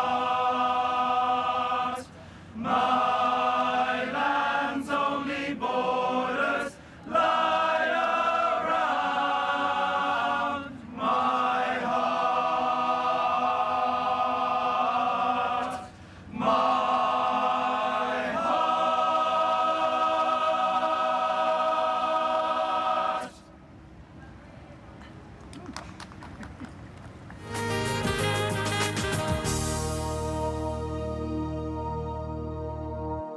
We'll take a look at your morning papers. We'll start with the Irish Times. It leads with Democrats in crisis over Biden debate debacle, writing that the idea to replace Joe Biden as the Democratic nominee for president has flipped from a whispered rumour to a national conversation following his performance during this past Thursday's presidential debate. Front page of the Irish Independent opens with pilots' plan to ramp up strike, halted by unions, stating that a proposed second strike from the Aer Lingus pilots has been put on hold following an invitation to meet with the Labour Court next Monday. Over to the Irish Examiner, and it leads with the story, Aer Lingus pilots begin strike action. Unions representing the airline workers warn of the dire consequences should talks with the Labour courts fail. Moving on to the tabloids now, the Irish Daily Mail reads late night discharge of elderly patients is disgusting, revealing that in the past 3 months, 19 patients over the age of 75 had been removed from a University Hospital Limerick, the country's most crowded hospital, between midnight and 7 a.m. The Irish Sun goes with Desi and the Kinahans, as a former prison officer fears that Desi, Border Fox O'Hare, could become a hitman for the Kinahans now that he's freed. The Herald headline reads, Pig stabbed to stop Muslims coming, as Gardaí have launched a criminal probe after 2 pigs had to be put down after they were stabbed at a site set to house asylum seekers in North County Dublin in what is suspected to be an anti-immigration demonstration. And finally, the Daily Star writes, Té Míle Fáilte. The paper covers how fans queued outside the Aviva 11 hours before the show started in the hopes of getting a prime spot to watch their idol Taylor Swift, who blew Dublin away last night as she rocked the capital in the first of 3 gigs. Now it's under an hour until the parade kicks off. After the break, we're crossing back to O'Connell Street as crowds begin to gather for the biggest event of the summer. We'll see you then.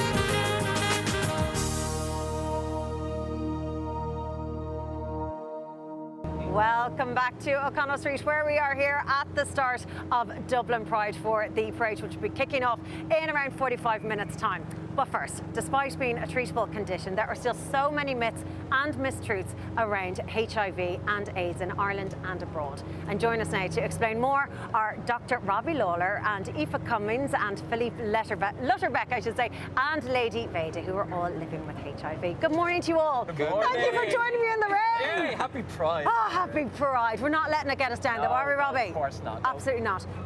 We have spoken before on the 6 o'clock show about your experience of living with HIV.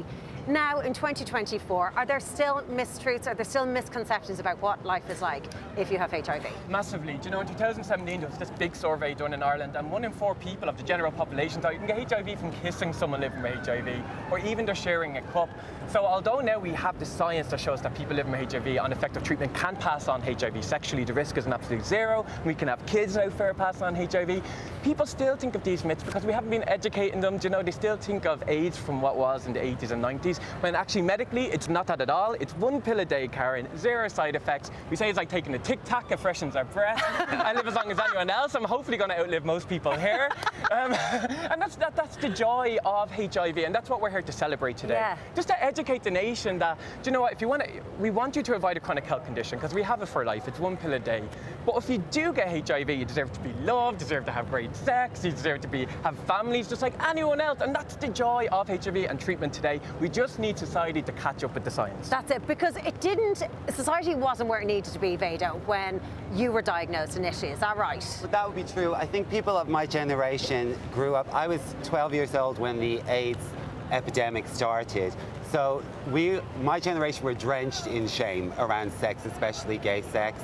And that is a lot of work to undo that. Yeah. But speaking of a lot of work, the good news is we can end HIV in Ireland. If we end HIV stigma, we can end HIV Ireland. All we need to do is use the home testing facilities that are free and available from the HSE, and then because of PrEP, which is a drug that prevents you from acquiring HIV, and because, as Robbie said, people who are already living with HIV can't pass it on, we could just end HIV right here, right now. So if someone is just feeling anxious about going in and getting tested, these home testing kits are amazing. They just arrive really discreetly like a package from Ann Summers. No one knows what's inside. And it's really easy to do, and they're free with the HSE. Brilliant, brilliant. Aoife, you were diagnosed a number of years ago. Yeah. What was it like? I mean, was it initially completely overwhelming, or what was it like when you first heard the news? I think I was a little bit in shock for so long. I didn't process it for a long time, and then because I'm a nurse, I think I was, okay, I'm going to be fine. You know, it's just 2 blood tests a year, you know, tablet a night. This isn't a death sentence, I'm going to live. But for me, the hardest part was the stigma and the shame of my diagnosis. Telling my family, telling my friends took so much out of me emotionally. So then I decided I was going to go public on Robbie and Vado's podcast and tell the world all at once, which made it a lot easier because I didn't have to go through the whole trauma of the diagnosis, how I acquired it, how I was afterwards. I just said, I live with HIV, I'm going to live a normal, long life. So I just kind of put it out there on Instagram. So what was the reception like from friends and family? Amazing. I think a lot of people like my parents' age, older generation, couldn't believe that, like, my mum was saying to me, like, oh, I didn't know women could get it through sex, like, you know. So I think it was just a big learning aspect for a lot of people of their age. They were all people saying, oh, I just thought it was a gay man's disease. So that's the thing, like, a lot of women are kind of nearly forgotten about. We're invalidated when it comes to HIV, and there's so many women in Ireland living with HIV, and they don't talk up because they're scared to, because they're, you know, it's seen as such a shameful, stigmatized diagnosis. But it's actually not. You know, I live a very happy, normal life. I'm in a relationship. Like, it's business as usual. I'm happier than ever since I came out about my status. Yeah. Philippe, you were diagnosed only recently. When did you learn the news that you're living with HIV? Say again? 2021. Wasn't too long ago. So tell us, what has life been like for you? How has your head caught up with what life is going to look like for you now? To be honest, like it was a game changer in a way that, like, I like to say that, like, I just started doing stuff that I should be doing before, but I was, like, always postponing everything. And then I started looking after myself more, taking care of myself, my health, and everything else. And yeah, it's been a journey. A good one, I have to say. And again, friends, family, everyone okay? Everyone okay. I knew, like, since the beginning that I want to share with everyone, all my friends and family. But I also knew that I need information to know how to do that in a safe space, to not overwhelm myself or my family, but to make them to understand as well, like, what it was, how it would affect my life and how it wouldn't, you know. But yeah, it's been amazing. Yeah, great. If you are hearing the drums, that, like, oh, look at this, is getting very exciting. We can see the start of the parade starting behind the cameras. It's looking great. Robbie, Bobby, it's really important that people are getting tested because STIs are on the rise. They are on the rise, yes. sh24.ie is where you get the at-home testing kits. Of course, go to an STI clinic near you because you know you want that one-on-one conversation with a sexual health doctor or nurse. They're super important. But it's easier to get tested now than ever. What we do need to fight for, Veda mentioned PrEP, which is like this one tablet you take every day or as prescribed, and it stops you from getting HIV if you're exposed to it. We just don't have enough of it in Ireland. I know people dying to get it because they know how important it is for their own sexual health, but we need more of it in Ireland, so that's one of the things we're protesting today and keep needing to fight for. Well, and we can see our parade/protest beginning here. I mean, because we say protest because that's how Pride initially started all those years ago. But look at this. What does it mean? Oh, I'm getting excited now. Are you getting excited when you see these guys here getting ready and thumping their drums? Because I've been coming to Pride. I'm 51 years old and I'm older than Pride. Just by your age. And I used to come to Pride practically on my own in one of my mom's dressing gowns, you know. Yeah. And very to see it swell from like maybe 1,000 people on Dame Street in the rain to 60,000 people on O'Connell Street in the rain. Amazing. That's progress. And the diversity is the most exciting thing. I was at the Brazilian Bloc Party last night, which is a queer bloc party, and to see so much black and brown, beautiful faces, to be really outnumbered by black and brown Irish people, and to see black queer joy happening all around me was really moving. I'm so proud of Dublin. Oh, amazing. Quickly, the podcast is called Pause Vibe Podcast. You can get it on all major platforms and where you get to hear us and gorgeous people like Aoife and Felipe. Amazing. It's just all about stories, changing hearts and minds and making the new generation of activists. Amazing, guys. A pleasure to talk to you. Thank you all so much for joining us here in the rain. It's getting exciting down here. You can find out more information on HIV and AIDS at hivireland.ie. But for now, it's back to you in studio. All right, thanks, Karen. Thanks for that, Karen. Now, a lot of noise in the city. It's great. Oh, isn't it great to have, and the crack and the fun, and they'll be singing in the rain. It doesn't matter what the weather will be. Fun in town today. Lots of texts coming in all morning, and a lot of people are like, why do we still have to have Pride? Why are you doing a Pride show, says John. It's beginning to annoy me. Always being shoved in our faces. Daniel says, why is Pride still a thing? Everyone's gay now and it's not like gay bashing is still a thing. Well, in fact, it is a thing. It's very much a thing, which is why we need something like Pride every year, loud and proud every year. Dipna says, I hope there is a day that no one needs to come out. It's heartbreaking. I'm off to Fairview Park for a gig tonight, but as it's Pride, all I can think of is the murder of Declan Flynn and how far we have come, Dipna. We've come far, but very judged far. by the text today, we have not come far enough. Yeah, I know. We're receiving a lot of, negative text. A lot of, a vast majority are positive, but a lot of negativity as well, which is very, very disappointing in the day that's in it, which proves why remember, 0896 111 is how you get in touch with us. But Declan Flynn, that awful event and his murder led to the march. And remember, it was only a handful of people that marched towards Leinster House. And look at it now. Look at what it's become. And by the way, Pride is for everybody, allies as well. You don't need to be part of the gay community to get involved. If you're an ally, it's a great day of celebrating for you as well. But lots of other texts have come in too. Every year is where they add another letter. How many different types of gays are there? Soon we'll run out of the alphabet, says Steve. I think maybe with tongue in cheek. Yeah, maybe. Anyway, after the break, we are getting some glitter on with some big Pride makeovers. We'll see you then.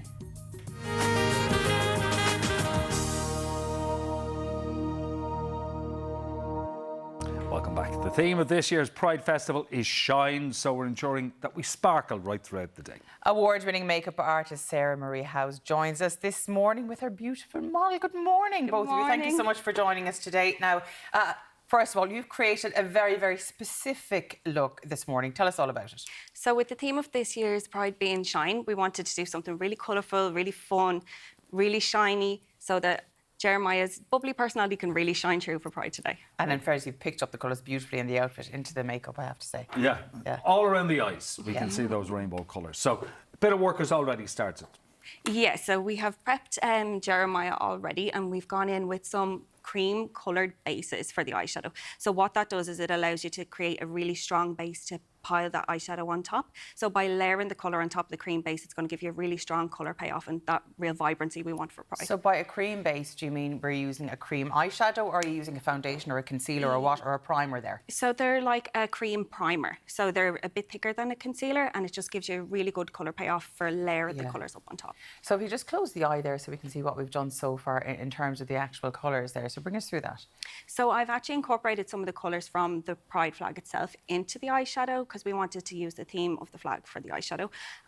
So I think the colours really suit Jeremiah as well. And then it allows us to really pick up the vibrancy of the glitter with all that colour underneath. Yeah, so what brushes, if you just show us maybe what brushes you used to create that specific look in the eyeshadow, because you don't want all those colours to blend into one. No, of course. And so what if you I demo on the actual eye, which ones you used and where? Yeah, so what I recommend is having a different brush for each colour. Yeah. And the reason we do that is because if you use the same brush in each colour, it's going to blend together and create a muddy look, and you don't want that. You want to see all those colours together. So if you think of it like a sunset, you're going to see each of the colours from the light down to the dark, and that's what we want in our eyeshadow.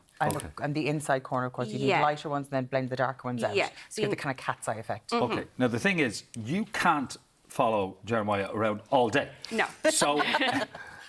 Pride is a day and it's a night. So how will Jeremiah maintain this through the day? So for Jeremiah's base, first of all, we want to start with a clean, fresh face to remove any oils that may already be sitting on the skin.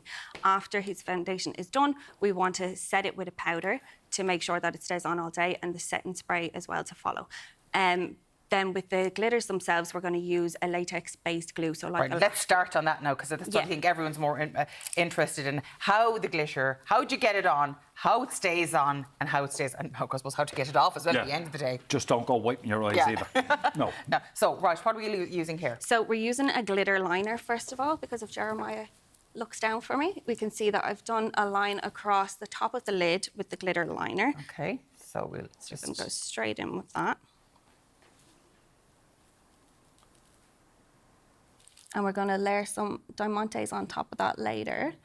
And is that a specific glitter liner that you use, or is it one you can just buy anywhere? You can just get them anywhere. They're fairly generic. Yeah, it's just a nice silver. It's nice to pick up the colour. Yeah. And then with the glitter itself, today I'm using a loose glitter, but if you're a little bit wary of loose glitters and making a mess, you can actually mix your glitter with like a gel-based primer to make like a glitter gel. And it makes it much easier to go on. But I'm just going to use my lash glue for now, just to get a nice coating, because Jeremiah wants this to last all day.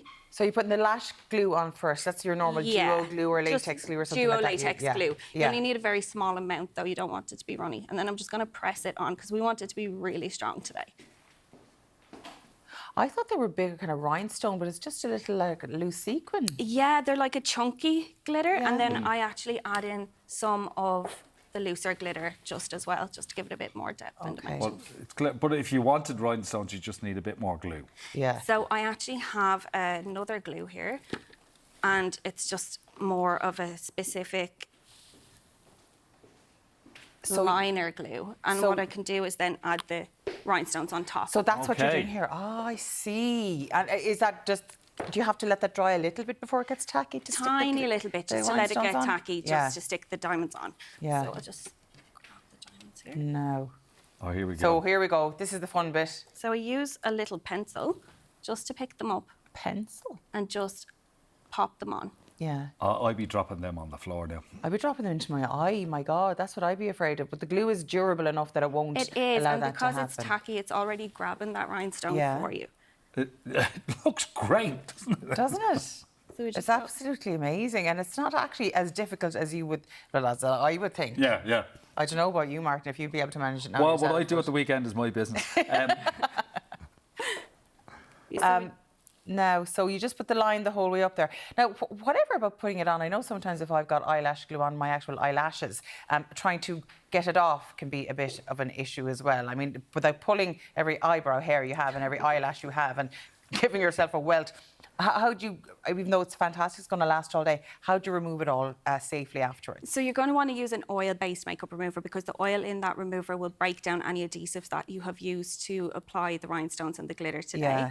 afterwards, you're going to want a nice hot face cloth, and then just follow up with your normal Salt and water? routine. Yeah. Facial routine, okay. After hot cloth, just to remove any extra adhesive that might not have got picked up by the oils, and then just follow up with your normal skin care routine. So if we close again, so everything we have here, basically that's it for the night. It will stay on. It will stay put. That's not going to move. Yeah.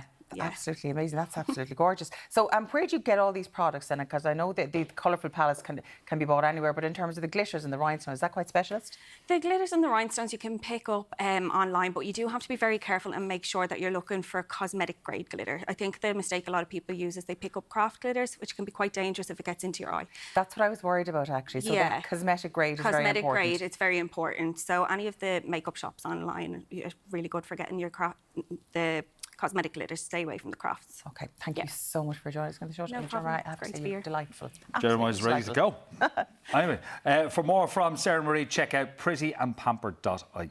After the break, following their recent struggles with online harassment, Karen's catching up the organisers behind Wicklow Pride. And let the celebrations begin. We've got Pride cocktails coming up too. You're very welcome back to a pretty wet O'Connell Street. I'd love to tell you it's drying up, but it's not really. But I have to say, if you can see here, lots of people getting ready to march. The George float is there getting ready. Dublin Bears also represented. I have to say, even though it is wet and grey, people's spirits are absolutely amazing this morning. Everyone is in good mood, and why not for the start of Dublin Pride? But there have been similar festivities, of course, happening right across the country all month long. And join us now are Gráinne Fennell, the Vice Chair of Wicklow Pride, and Raquel Porter, who is our volunteer coordinator. Good morning, ladies. Good morning. Happy faces, we're ignoring the rain. Hey guys, how are you? I love it. We need a bit more music going. Sorry, it's really kicking off here. Wicklow Pride. Yep. How long ago did it begin, Gráinne? So Wicklow Pride is actually celebrating 10 years this year. We had our first parade last year, which was a huge success. Brilliant. So we planned bigger and better this year. Fantastic. And how long have you been involved, Raquel? I have been involved just for about 8 months now. So I'm recently moved to Wicklow, and it was an organization that I immediately sought out to be part of. And how big is the Wicklow Pride community, Gráinne? Oh, it's quite big. I mean, last year we were expecting a small enough parade, and we ended up having like 1,300 people come out. So, and then obviously this week we felt a huge amount of support as well. So even support we didn't know we have now. You know? For people not aware, remind us what happened this week. So this week we had Wicklow Pride had worked with our youth ambassador to create a safe disco for LGBTQ plus community and allies aged 13 to 16. Unfortunately, we were met with negativity, some vile threats, and also a threat of a protest. So the committee made the decision that we were going to postpone it. It wasn't the right place. We weren't prepared from a safety perspective, and we had to make sure the kids were front and centre for our safety. And Raquel, this is hugely frustrating and disappointing, especially when it's something for teenagers, when an event like this is probably even more important for those in that age group than maybe people of our age. I think definitely. I'm the mother of a teenage LGBTQ child, and I know that these types of events are a place where they can be themselves and be surrounded by other kids who have a similar background, and allies as well, to know that they're supported. So it is disappointing, but as we said, postponed, not canceled. Yes. So we will definitely be planning to have this event for them in the future. Because during the year, apart from this weekend, what kind of events does the Wicklow Pride community run? So we run, like we have been doing when summer kicked in, like a dip and sip. So you could come along down to the seafront, have a cup of coffee and a chat. We worked on, different events where we'd go to like other festivals within the Wicklow area and stand up so that people could come over and chat to us and stuff. So a lot of visibility for us around, Yeah, but this is our big week. Yeah. So tell us what else is happening this week for you down there. So it starts off Monday morning. In Blessington, so the west side of the county, we're going to do a coffee morning at Brew 21. Lovely. And on Tuesday evening at the Wicklow Library, we have a Parenting with Pride, which is going to be a panel discussion. And I would really invite any parent to join us. You know, I wish that I had attended an event like this before my daughter came out. It's a great opportunity to learn the vocabulary, some strategies to be able to support your children. On Wednesday night, we're partnering with Bridge Street Books and having an LGBTQ author. We have 2 amazing Irish authors coming, Jamie O'Connell and Helen Cochran, and we're going to have a Q&A as well. Great. And then the big events of the weekend. So Saturday, the parade's at 2 in Wicklow Town. Great. And then this year we've added a festival, Pride at the Castle, after that's going at Black Castle from around 2:30 till 7. We're going to have a lot of stage acts, food vendors, just a great family fun. Speeches. Brilliant. And if people want more information, they can check out, I presume, wicklowpride.ie. Yeah, absolutely. All of our information is there. Register for the events, register to march, whatever, show your support. Fantastic. The guys are going to be making cocktails next, so just let's get our orders in. Mine's an espresso martini. What are you having, Ricky? Ooh, I'll take one as well. Yeah, me too. Lovely. Absolutely. Thank you so much, guys. Great to see you this morning. Thanks for joining me in the rain. As I said, for more info, you can check out You're All Right. You're All Right. See, they'll do anything to get on camera. You can check out wicklowpride.com, but for now, get us a nice cocktail there, will you, lads? We've earned it this morning. Of course we will, Karen. Now, no espresso martinis, but we have not some just yet, way but better soon. ones. Way better ones. Don't you worry. We've got 3 delicious ones here now for you. Welcome back all morning. We have been celebrating Pride, but no Pride party can be complete without tasting the rainbow. Joining us now for the festivities is cocktail connoisseur Darren Geraghty. Good to see you, Darren. Good to see you. I like that, tasting the rainbow. There you go. And the first one is... And we are. Well, it's all about colour. It's all about showing your pride. It's all about it's about representing. It's also about support. So we've a few different drinks that just kind of lean into big, bright colours and kind of all around the tradition of the day. So we've got our first drink is the rainbow. Now, your rainbow is looking a bit sad. It's just because, but I'm hoping my rainbow pops, all right? So, so what are we doing for your rainbow then? So my rainbow, so it's essentially, imagine the flavours of a Sex on the Beach or very citrusy, very citrusy, sugary. I was actually thinking Wibbly Wobbly Wonder. Okay, yeah, I get it. Yeah. So we have grenadine. To start. So each of my batches I've added a little bit of the base vodka to each bit, so the drink is consistent. A vodka cocktail, is it? Right, so we've got our grenadine with a little bit of the vodka. So we're using Boatyard vodka. Yeah. We have orange juice with a little bit of the vodka. Okay.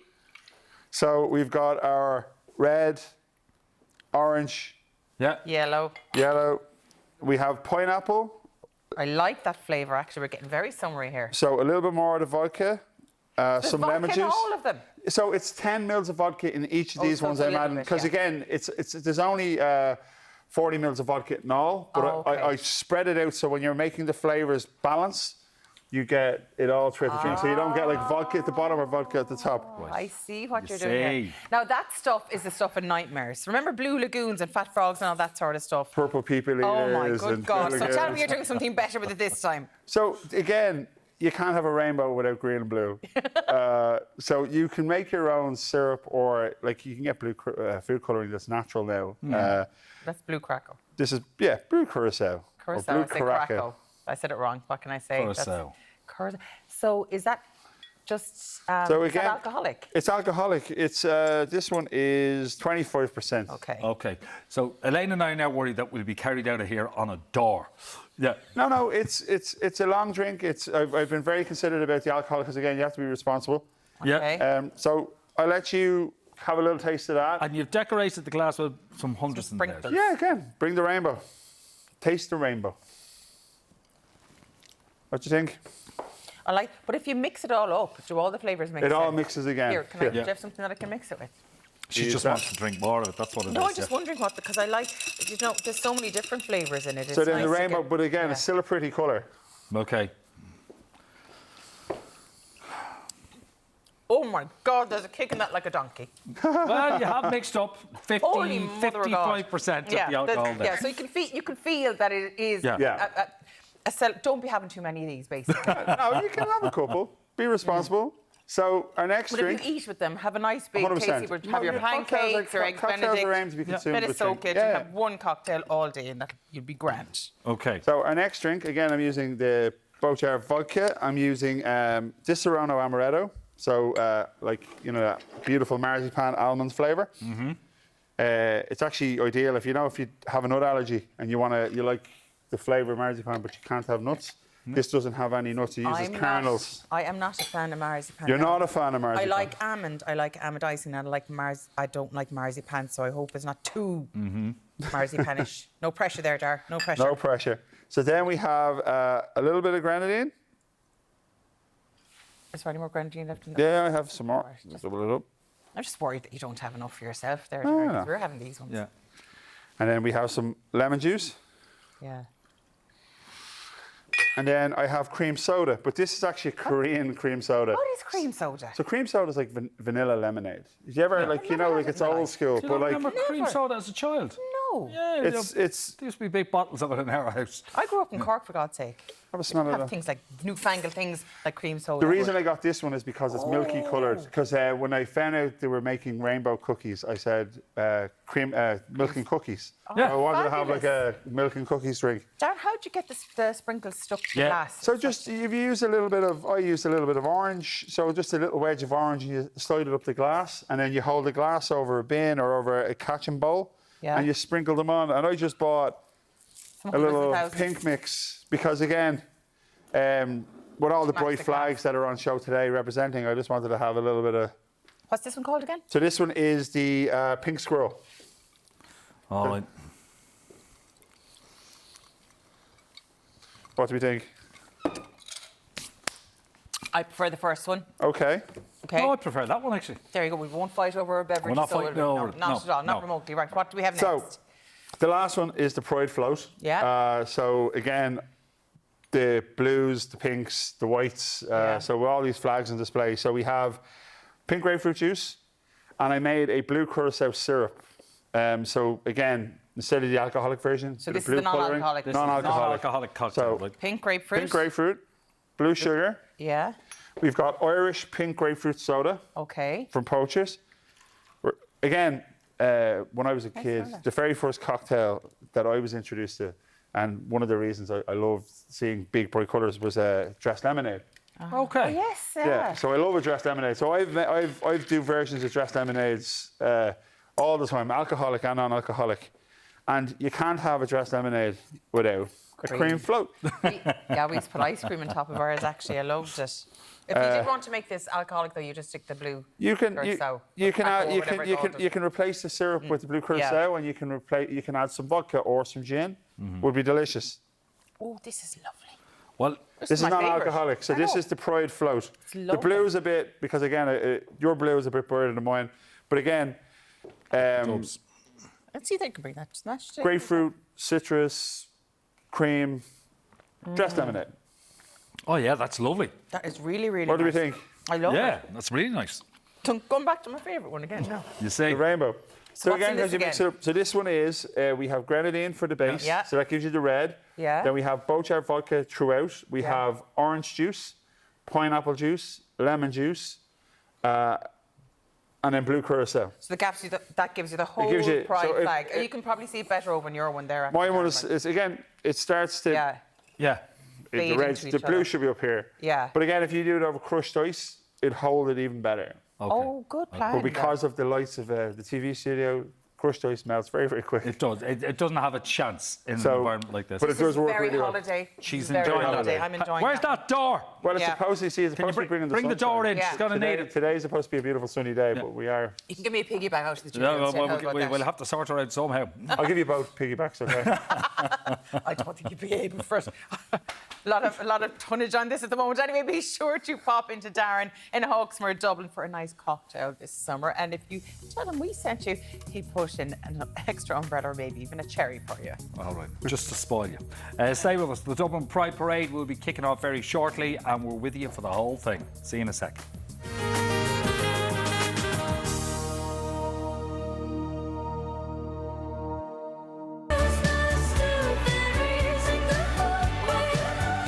Yes, hello there and happy Pride. We're with you for an extra hour today with the parade just minutes away from starting. Karen and Derek have set up shop down there. What's the vibe like? The vibe is incredible, Derek, isn't it? Oh, absolutely electric. I mean, the atmosphere is building down here this morning. Now, although the rain is coming down and it is teamed out of the heavens here this morning, it hasn't dampened anyone's spirits. The spirits are amazing. The outfits are amazing. Shall we unveil who we have behind us? We'll unveil it. 3, 2, 1, Happy Pride! Good to you, Eddie.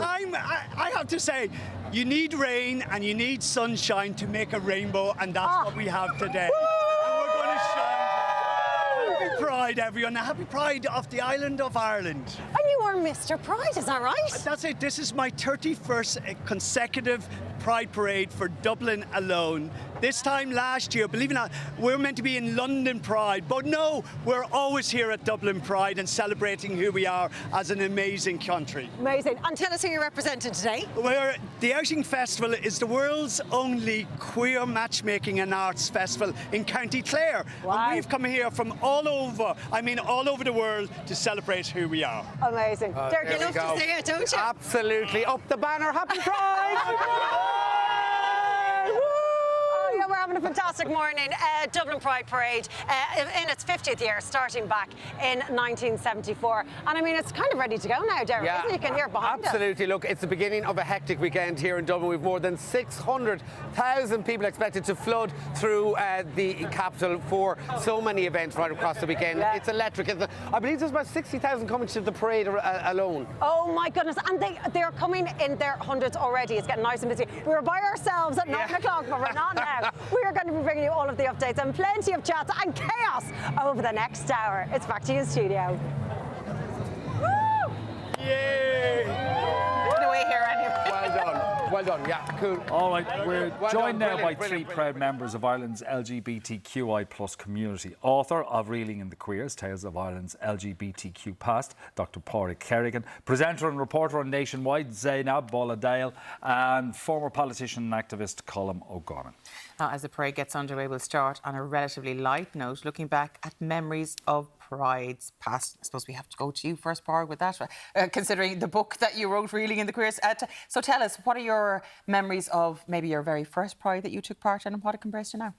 I think definitely everyone's first Pride is always that fear, to be quite honest, that trepidation of going into the city, not necessarily knowing what's involved. I suppose you kind of go in, and my first memory of a Pride is walking around the edges of Dublin City, not necessarily knowing how this is going to manifest, how this is going to look. My heart absolutely just palpitating in my chest. And you kind of think to yourself, this is going to be something that it's not. And it's just a lot of happy people on the street having a very good time. And I remember being very nervous of actually being visible in that march, within that parade. And all of a sudden, someone just said, listen, let's just hop on in. And we started marching. And there was just something really liberating about doing that, reclaiming the streets for a day and walking down, celebrating the community and who we were. So those are my early memories. And then, of course, after that, a hell of a lot of fun thereafter. Yeah. I mean, just look at the lads there. That's the live shots there from, of course, the parade inside in town. And the crack is going to be mighty today, despite the weather. People are coming out in their droves. But, Colm, this has been happening for years. Such a huge community of LGBTQI+ people and allies. Yeah, absolutely. I mean, the first one, as you said, 50 years ago, we'll probably hear a little bit more about that later on, when David Norris and an extraordinary group of other people held the first physical demonstration, right, calling for gay rights. My first Pride was actually in London in 1986. I just moved over there, and a little bit like you, I remember kind of going out with a certain level of anxiety, not quite knowing. I mean, how do you march down the street like this, feeling really, really anxious? But the same as you, that sense of liberation, that sense of community and belonging, which I'd found in the gay community here in Dublin in like 84 when I moved up from Wexford first. I was only 17, 18, so it was an incredibly important moment for me. It's extraordinary. There's nothing quite like Pride. I remember many years later, actually 10 years ago this year, I was the Grand Marshal for Dublin Pride, and we led out Pride, myself, my husband and our two kids, in a horse-drawn carriage at the front of Pride. So it was a remarkable that was a remarkable moment for us as a family. Zainab, what about you? What are your earliest memories of My earliest memory of Pride was as a college student, so this was in 2014. So I grew up in County Clare, so I never experienced a Pride parade per se. So when I came to DCU, it was myself and a lot of people who had not experienced their first Pride at all. So there was a feeling of just kind of like excitement and joy to be able to kind of march so proudly and openly with a community of people that you've just met and made friends with. So I remember that first Pride, we all had our little rainbow flags on our face, we had our flags physically, and it was just very joyful, a very joyful experience to be just there as part of a community and walking proudly and openly. Okay, one of our guests earlier said that they were heading into the parade with their partner, and it was their partner's first out Pride. So you can enjoy Pride and then you can have your first out Pride. So it is a massive celebration party. 100%, and what you've said there is really kind of, and I know we'll talk about it later, but it's part of the reasoning why we still need Pride, because, you know, there's a hell of a lot of young people who have yet to come out, but also we tend to forget that there's a hell of a lot of older people that are still, you know, they could still be in marriages, may not be in a position to ever come out for varying different reasons, and having Pride as that vehicle for visibility each and every year is really crucial for those individuals, right? You've done a lot of research into what Pride is compared to what it started out as and what it is now. And what are the major differences now? Because it started really out of the back of tragedy. It really did start off the back of tragedy. I mean, the very first Pride event here in Dublin was 50 years ago, where a group of ragtag young gay men and lesbians, part of the sexual liberation movement, of which David Norris, Hugo McManus, to name just but a few, marched from the Department of Justice to the British Embassy, protesting the criminal laws in place. That was only 12 people on that day. Look at all of those pictures you're seeing on the streets today. Thousands upon thousands. So therein is, firstly, one remarkable difference. But such was the fear for people back then. They were evading detection of the criminal laws that were in place, criminalising homosexuality. They couldn't afford to be visible. And look how far we've come now, where I think 60,000 to 100,000 will be descending on the streets over the course of the day. It's seismic. Okay, it is fantastic. But Pride, Colin, originally it was a protest march. I mean, at the heart of Pride is the notion of protest. I mean, the first manifestation of the LGBT or the gay Pride movement happened in Stonewall, right? The Stonewall riots in New York, where the New York police were just coming into gay bars and pulling people out and arresting them. There was a lot of police brutality involved, and a riot started. So the very first Pride globally was a riot. And at its heart, Pride is protest. And I think that's a really important thing that we need not to lose. I mean, people say, why does Pride matter? Pride matters because our existence, and perhaps now even more the case in recent years than maybe even 10 years ago, is in and of itself political. You know, our right to exist, we're told, is a political question or a political issue. If you're a young trans person, if you're a trans person in Ireland at the moment, your existence is constantly up for public debate. Your dignity and your rights are constantly up for public debate or being diminished or being scrutinised. So manifesting proudly, refusing to live with shame, refusing to be invisible, that's a really important statement. And it is a political statement. It is a statement of protest. And it's still absolutely necessary, even in Ireland, where we've seen so much progress, particularly over the last sort of 10 or 15 years. Yes, of course. I know you were front and centre in the marriage referendum debates, but Zainab, I need to ask you, I mean, one would imagine that we've come an awful long way since 50 years ago, and the necessity of Pride now with things like the access to information, education, social media, that younger people would be more open and more out about things. But from your experience, did the access to things like peer support groups on social media, etc., make it easier for you, or did you still encounter problems that you didn't perhaps anticipate? I think although those things definitely made it easier, there is still people out there who feel, you know, that it's okay to be discriminatory. I mean, for me, for example, like I know there are people who think it's still okay to use like slur language towards trans people, to use slur language towards people that identify within the community anyway. So I think while there's a lot that has been done to kind of make there be rights for more queer people, it's hard to change like people's attitude towards others. As a young person anyway, I grew up in Clare, and it was still very difficult to be publicly out just because you didn't know how people would take it. And, you know, you would think that just because there's so many young people who know more about LGBT communities, that they would be comfortable or okay and think, it's not okay to be homophobic. But there is still a bit of a problem, and I think community groups are so important for queer people who do not feel safe in certain settings, in certain contexts, even queer people who don't feel safe at home. So those community groups are incredibly important. I know I found them very useful growing up. But those community groups now are under direct attack. I mean, we've seen what's happened in recent weeks, even with Wicklow Pride, where an event that was meant to be the creation of a safe place for young people to come together, whether they were queer or not, and have a moment of celebration, create a safe space where people could just be who they are, whoever they happen to be, that came under extraordinary attack. And those young people witnessed that attack. I actually think we're going significantly backwards. I mentioned a while ago, 10 years ago today, me and my family led out Pride. Our kids were teenagers then. They were like in their mid to late teens. I wouldn't do that now. I would not, if my kids were 15 and 17 years of age as they were at the time, I would not publicly lead out Pride with them as a family, because I would not feel confident about the level of particular social media attack that they might experience as individuals as a consequence of that. It's become less safe in the last couple of years to be openly and out and to be queer in Ireland than it was 10 years ago. And we really need to take that seriously. That's absolutely terrifying. Bearing in mind what happened the year after you led that parade and that marriage referendum, that we have gone backwards. I mean, I think society made a really big statement in 2015. I'll never forget it. I mean, there's never been a time in the history of this republic where people danced in the street. Everybody danced in the street in their thousands after a democratic moment, after an electoral moment. And it was, I think, because people weren't just celebrating the fact that, I could now be officially married to my husband, or that two people of the same gender could get married. We were celebrating something about who we are as a republic and who we are as a society. It was a liberation for all of us, not just for queer people. I remember when it did happen, though. I mean, we were the first, and it made headlines globally because we were the first country to by popular vote, by referendum, whereas before governments may have enforced it. This is what the people of Ireland spoke, and it's kind of tragic to see that the rollback. But it is still a tiny minority of people. The problem is that tiny minority of people are able to exploit and manipulate social platforms that exist to really target individuals.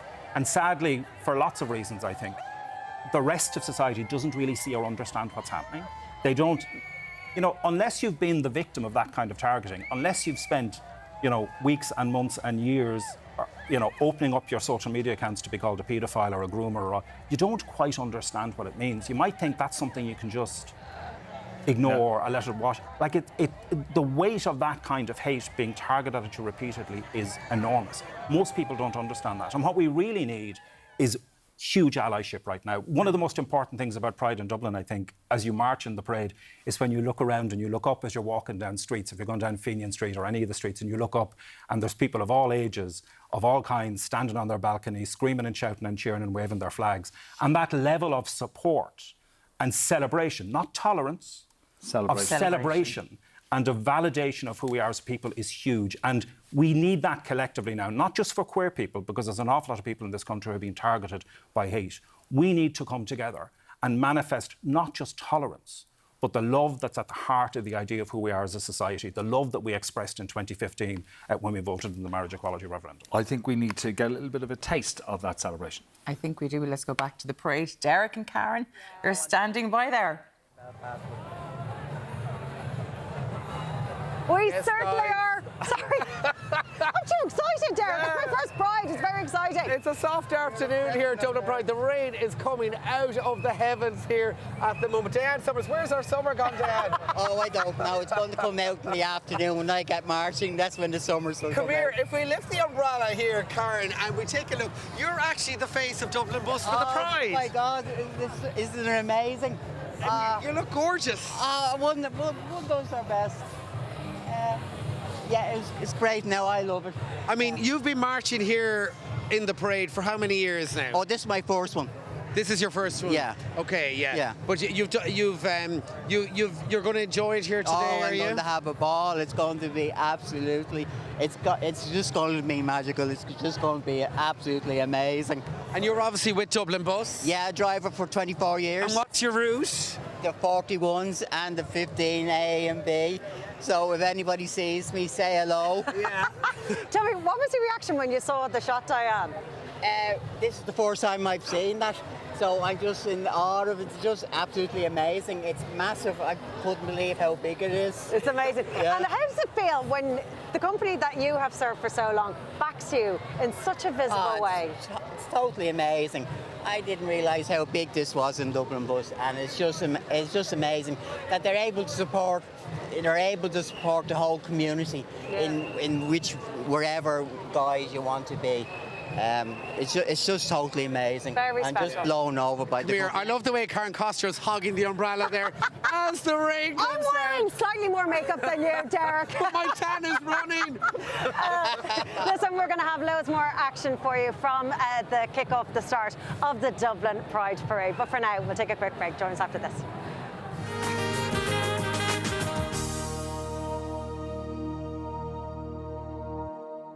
Fionn and Bobby, and in fact, Fionn, you are Mr. Dublin Leather. That's correct, yeah. I'm the representative for the fetish scene here in Ireland for this year. Okay, and how did you win the title? We had our event back in January where I had to go step in front of all of the leather guys and make my case to them as why I thought I should be the representative for this year, and they decided that I was the one they wanted to stand here with the flags and the banners for the year. Right, I mean, there's a massive leather community here in Ireland, right? There is a very growing and big leather community in Dublin. I'm very proud to be a member of the Leather Mill of Ireland. Our founder and organiser, John O'Brien, does Trojan work for the leather community in Dublin. Look forward to today. It'll be a good day. Bring on the rain. Bring on the rain. Leather's slightly waterproof, so we'll be in the safe hands. Yeah, I think we're competing with the music. Yeah, yeah, definitely. Anyway, we'll get back to Derek fairly soon as well. Listen, But the it looks- Taylor Swift playing in the background. Why wouldn't you, given the weekend that's in it? It should be Tay-Tay herself, Yeah. bearing in mind what the weekend She might is. pop around to be the Grand You Marshal a never little know. later on. You never know. Anyway. Anyway, as you saw, the Dublin Pride Parade is underway. Dr. Pádraig Kerrigan, Zainab Boladal and Colm O'Gorman have stayed with us.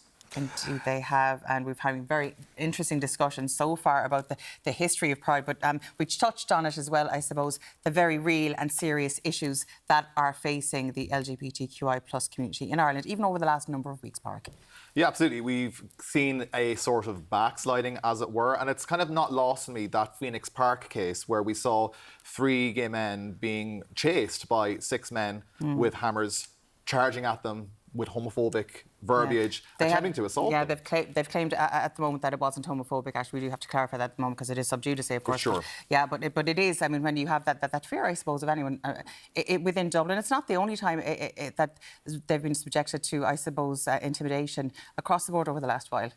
No, absolutely not. And again, we saw what's happened recently with the Dublin Gay Men's Chorus. We've seen it with Wicklow Pride, that there's been a consistent sort of charge towards the community in terms of trying to police them, trying to regulate them, trying to manage them. And it's kind of a little bit concerning because, you know, kind of on a personal level, when I released the book this month, I was kind of very surprised to see the amount of love, which was absolutely fantastic, but the amount of hate, just the sheer utter verbiage that comes into my email, my DMs, with absolute all kinds of slurs and words. And I didn't necessarily realise the scale to which social media is contributing towards this backsliding. Unregulated platforms that are just allowing faceless profiles, individuals to say what they want, when they want, and how they want, without any ramifications whatsoever. So I do think that this backsliding we're seeing is certainly being contributed to by these platforms that are not being regulated in any way, shape, or form. It's unsafe, I would say, for even young people coming of age now. I would hate to kind of be coming of age in where we have to be constantly online and our digital selves are so crucial. So yeah, I think that demonstrates why we need Pride as a protest, to talk back to these platforms, to the state, to ensure safety for the community. Okay. Just going back to the Gay Men's Choir, because the column, what was said by St Andrews was the Roman Catholic Parish Church it said it's not compatible with our mission as a Roman Catholic Parish Church. Was that a surprising thing for you to hear? In some ways, I was more surprised that they'd taken the booking in the first place, right? Because LGBTQ choirs have performed in that church before, so they've taken those bookings, and they took this booking. What struck me about it was that they seemed to object particularly to the fact that it was a Pride-related event. So it's almost like we'll just about tolerate you, provided you're not too celebratory or proud of who you are. There's a little bit maybe of shame or that's grand, but don't be proud. Don't celebrate. That's incompatible with us. As it happens, I was at Sandford Church in Ranelagh last Sunday for the performance, by the Dublin Gay Men's Chorus, and it was phenomenal. It was fantastic. The atmosphere was amazing. The vicar, the minister in the church who spoke before, was incredibly welcoming and celebratory. It was an extraordinary evening. It's a real shame that the local community there didn't get to experience that. So no, I'm not particularly surprised that they did it, but it is disheartening, right? It's why take the booking in the first place and then do that? What's that about? You're talking about being a good ally now, and you've opened my eyes in the ad break, and I wasn't going to touch on this, but I am, because I would think I'm a very well-educated, fairly liberal person. But we were talking, of course, we had an interview with Mr. Leather Dublin there a while ago, and I asked you, just in the break, do you think kind of more sexualised portrayals in Pride can be detrimental to the serious message? And you made a very good point that I think is actually worth repeating. Well, we live in a world where everything, frankly, is hypersexualised. I mean, look at the images of women in the mainstream media. Look at any Mardi Gras. Look at how people dress at Mardi Gras. People are half naked for parades in lots and lots of different ways, but they happen to be straight people, or generally it's women. So the offence seems to be taken when it's LGBTQ people or queer people who are expressing their sexual selves in some form, or actually where people can project their fantasies about the sexual lives of queer people. Because actually, I think that's the bigger problem. Yeah. I think half of the people who target us with so much hate are obsessed with the idea of what we do sexually. They're obsessed with queer sex and sexuality. They sexualize us all the time. If there's a like, for instance, that disco in Wicklow. You know, the accusation that this was sexualizing children, by having a disco. Yeah. So if there's a disco and it's for straight kids, are they being sexualized? If there's a disco that says it's welcoming for queer young people, why are they being sexual? So people are obsessed with sexuality and with sex, and they project their obsession and their fantasies most of the time, frankly, onto us, and then they project their hate on that. So I remember go to an unconscious bias, basically, that I would have, a lot of people have, and some people have a very overt bias, but a lot of us maybe why we still need events like today, because that is still underlying across all society. Yeah, I mean, look, I would never be one, God help us, for marching down O'Connell Street in a pair of chaps. But I'm not... Well, I have a mental image there. There's an image nobody needs, right? But I'm not going to criticise somebody for doing it. Nor am I going to criticise, you know, a young woman who marches in a St. Patrick's Day parade in a big extravagant outfit with a very high-cut bikini in a bikini top. Get on with it, right? As long as people are within the realms of decency, fine, let them get on with it. But I really do think that a lot of the hate that's projected is so sexualised in and of itself that it, I think, frankly, displays a rather warped attitude on the parts of those who are projecting all of that hate or articulating all of that. And just on that point, we saw that last year with the library protests around, you know, particular books available for children in libraries. And you see this projection of, well, this is sexualising children, this one book. And you see people going to burn it across libraries around the country. Yet there are how many books for young adults that have sexual components? Yeah. You know? A lot of the criticism and a lot of the hate that you guys get, it's from keyboard warriors. It's anonymous and it's cowardly. Zainab, you had, and you've been quite outspoken about some of the hate that you got digitally online. Well, funnily enough, the hate I've gotten has mostly been to do with race. But it was really funny at some point where, because I've been out in proud since I was a teenager, but someone said, I remember reading a comment being like, oh, and she's gay as well, geez, she's just clocking up all the quotas. And I was like, what does that even mean? Yeah. So for me, it's been very interesting, very good at blocking people on Twitter. If I see a comment that is very derogatory, immediately block, because I'm not going to let you disrupt my energy. But it's been just very interesting to see how comfortable people feel when they learn a bit more about you, and when they take something, they want to spin it into something incredibly negative. And I'm lucky that I know how to handle myself, but I can imagine if I was somebody else, maybe in a smaller town, that might be very hard to take on, because these might be people that you actually see, or you might not know who it is, and that kind of puts you in a sense of, am I safe in my surroundings? So it's a very hard time right now to feel comfortable in your surroundings if you're a queer person. But like a lot of the time, it's not just simply hate. It's not just slurs. There are threats of violence. Yeah. You know, like I mean, I've received death threats in Ireland ever since I came back to live here, ever since I was out. And that, if anything, it had abated for a while, but it's got an awful lot worse. And out queer people, or people who even suggest that they might, or be allies of queer people, are now being targeted with that kind of hate. And we're seeing the increasing boldness of that manifesting in how, like the protests outside politicians' houses, the kind of threats that we see, people being beaten in the streets, the rise of violence. So it's not an easy thing to switch off from. And even if you develop the kind of resilience that you've talked about, that thankfully I also had, it doesn't just impact you, it impacts your family. Like, my family have to read that stuff. My kids have to read stuff that accuse me of being a paedophile or a groomer, that said that myself and my husband would sexually abuse our kids because we had kids and because we happened to be gay. Like, that hate doesn't just target individuals, it targets the families of those individuals, and it targets other LGBT and queer people who will read that stuff. Young people growing up now, trying to develop a sense of self, just trying to be fully themselves out in the world, are reading these kind of slurs being made about people like them. And that has a huge impact on them, on their well-being, on their mental health, on their dignity. It's not a victimless crime. It's not a gentle thing. It's not an easy thing to just ignore. And I think we need to do an awful lot more to counter it.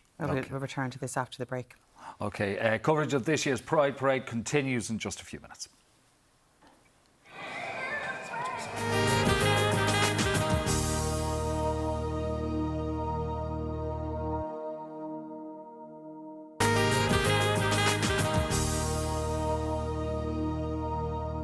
Char's still coming down here. We're joined now by Martin, Evan and Aoife. Good morning, guys. Morning. Happy Pride. Happy Pride. Who are you with, Evan? We're here with the Switchboard. OK, tell us what you do. So we're Ireland's longest continually running LGBT organisation. We do run a phone line, a support line. So we've run this since 1974. It's our 50th anniversary actually this year. Okay. And yeah, that's what we do. Are you marching today? We are, yeah. We're going to be on one of the buses, I think. So that's going to be bus. on the bear bus. The bear yeah. We're teaming up with the Bears, the Dublin Bears. So, yeah. I know the rain is coming down here today. Does that dampen your spirits a little bit? Not at all. No, liquid sunshine. I love that liquid sunshine. Thanks for joining us. Happy Pride. Happy Pride. Have a good one. Thanks for that, Derek. Now, author of Reeling in the Queers, Tales of Ireland's LGBTQ past, Dr. Pádraig Kerrigan, presenter and reporter on Nationwide, Zainab Boladale, and former politician and activist Colm O'Gorman have stayed with us. Yeah, we're looking now at the current state of Ireland's LGBTQ plus community and the challenges they're still facing on a daily basis. Colm, we've got this thing with corporate pride, where we're seeing a bit of a change, where there's fewer logos, there's fewer rainbows. What does that say to you? I suppose that's a reflection of what we've seen with the general pushback on LGBTQ rights over the last number of years. I have to say, I don't feel awful about it.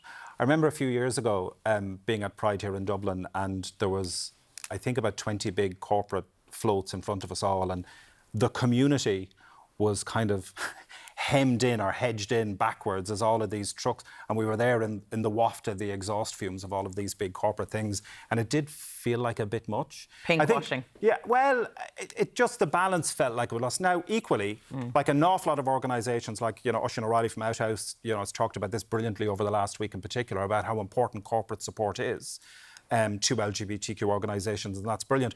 I think when we see who's still around, we'll see who the allies are. Right? And the ones who've disappeared over the hill because suddenly it's maybe a bit less fashionable or there's a bit less positive PR from it, I think they're the ones who need to be rightly held to account for pinkwashing. But corporate pride is, or corporate engagement with pride is important. Like, lots of great organisations have really good employee engagement groups, like LGBTQ groups within their organisations. That's the kind of allyship within corporates that I think are really, really important. Or if we go to a recent study by Belong To group about the suicide rate between 14 and 18-year-olds, members of the LGBTQI plus community, it's quite startling, really.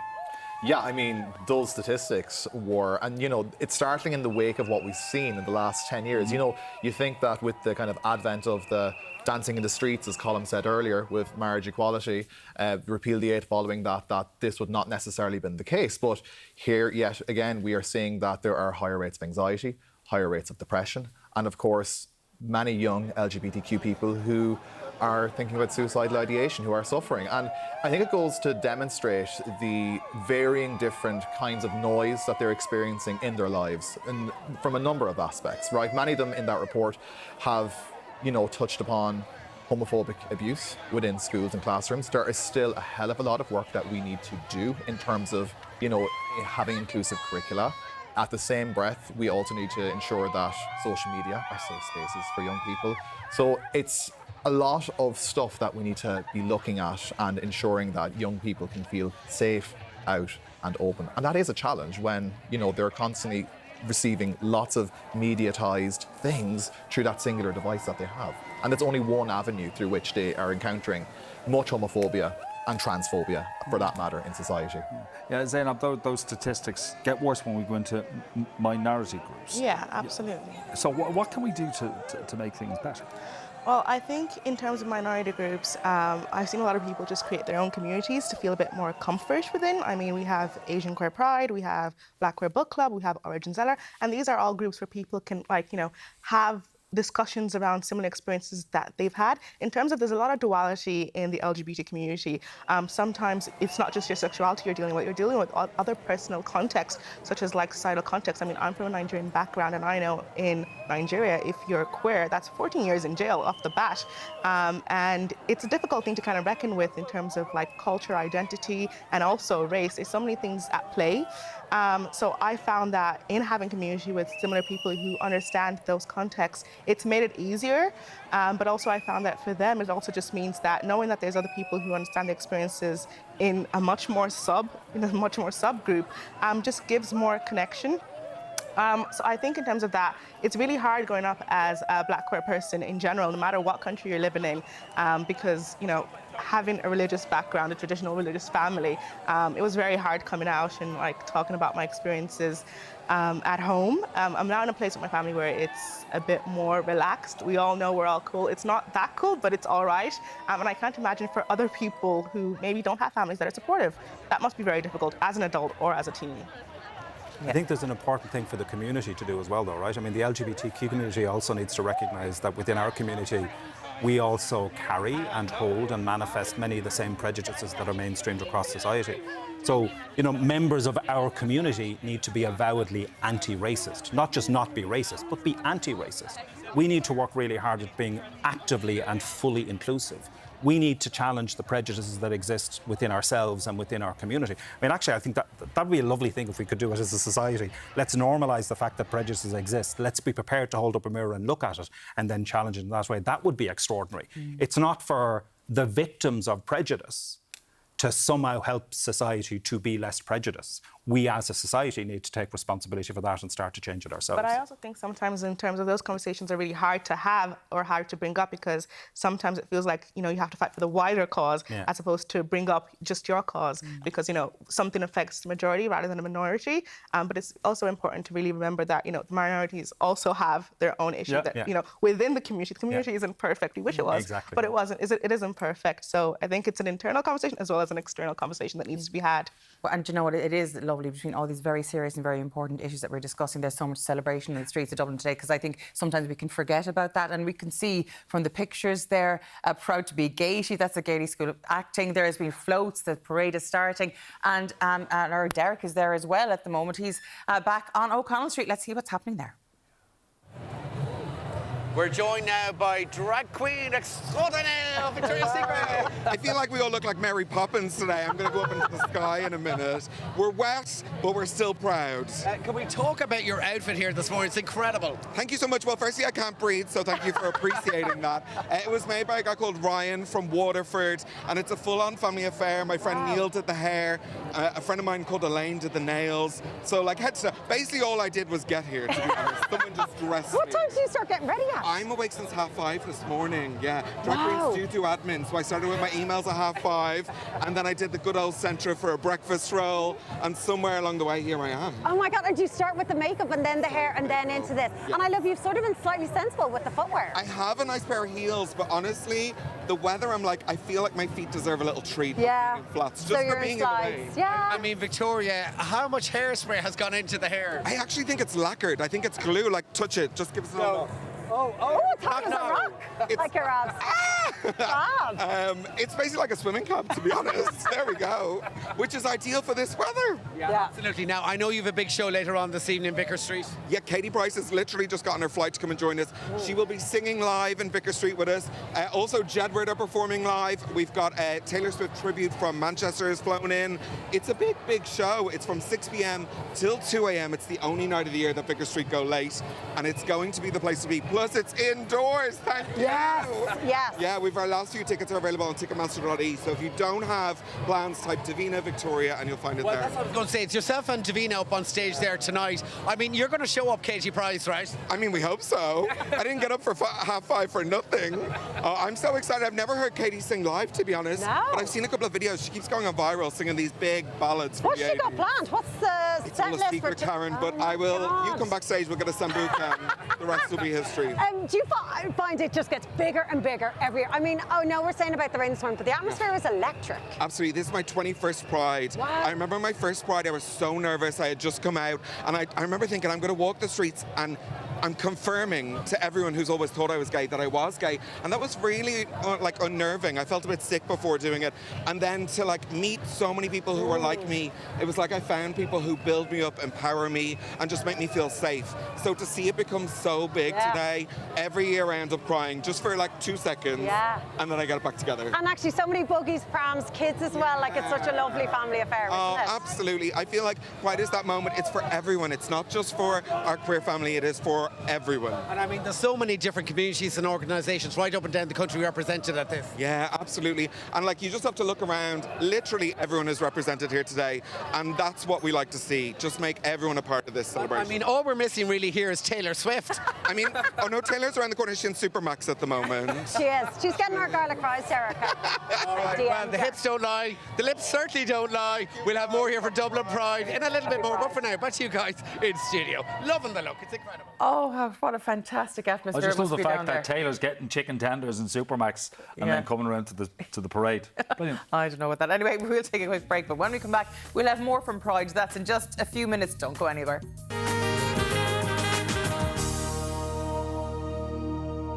Now by Chris, Sarah, and all gang. Good morning, everyone. Morning, Jared. Chris, can we talk about the outfit? I love it. Thank you.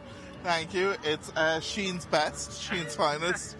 It's actually getting its second wear, which is good because didn't think something like this would get another going out. But sure, look, it's Pride. It's about, you know, the theme this year is Shine. And so you are shining, absolutely. Who do you represent, by the way? So we're here with the Irish Nurses and Midwives Organisation. We're marching in the parade this year to support our colleagues. Are you looking forward to it? Oh, it's so fun every year. Just love it. Despite the rain. Absolutely. And all the way from Donegal as well. Come down from Donegal for it, yeah. All right, happy Pride, guys. Happy Pride. Good day.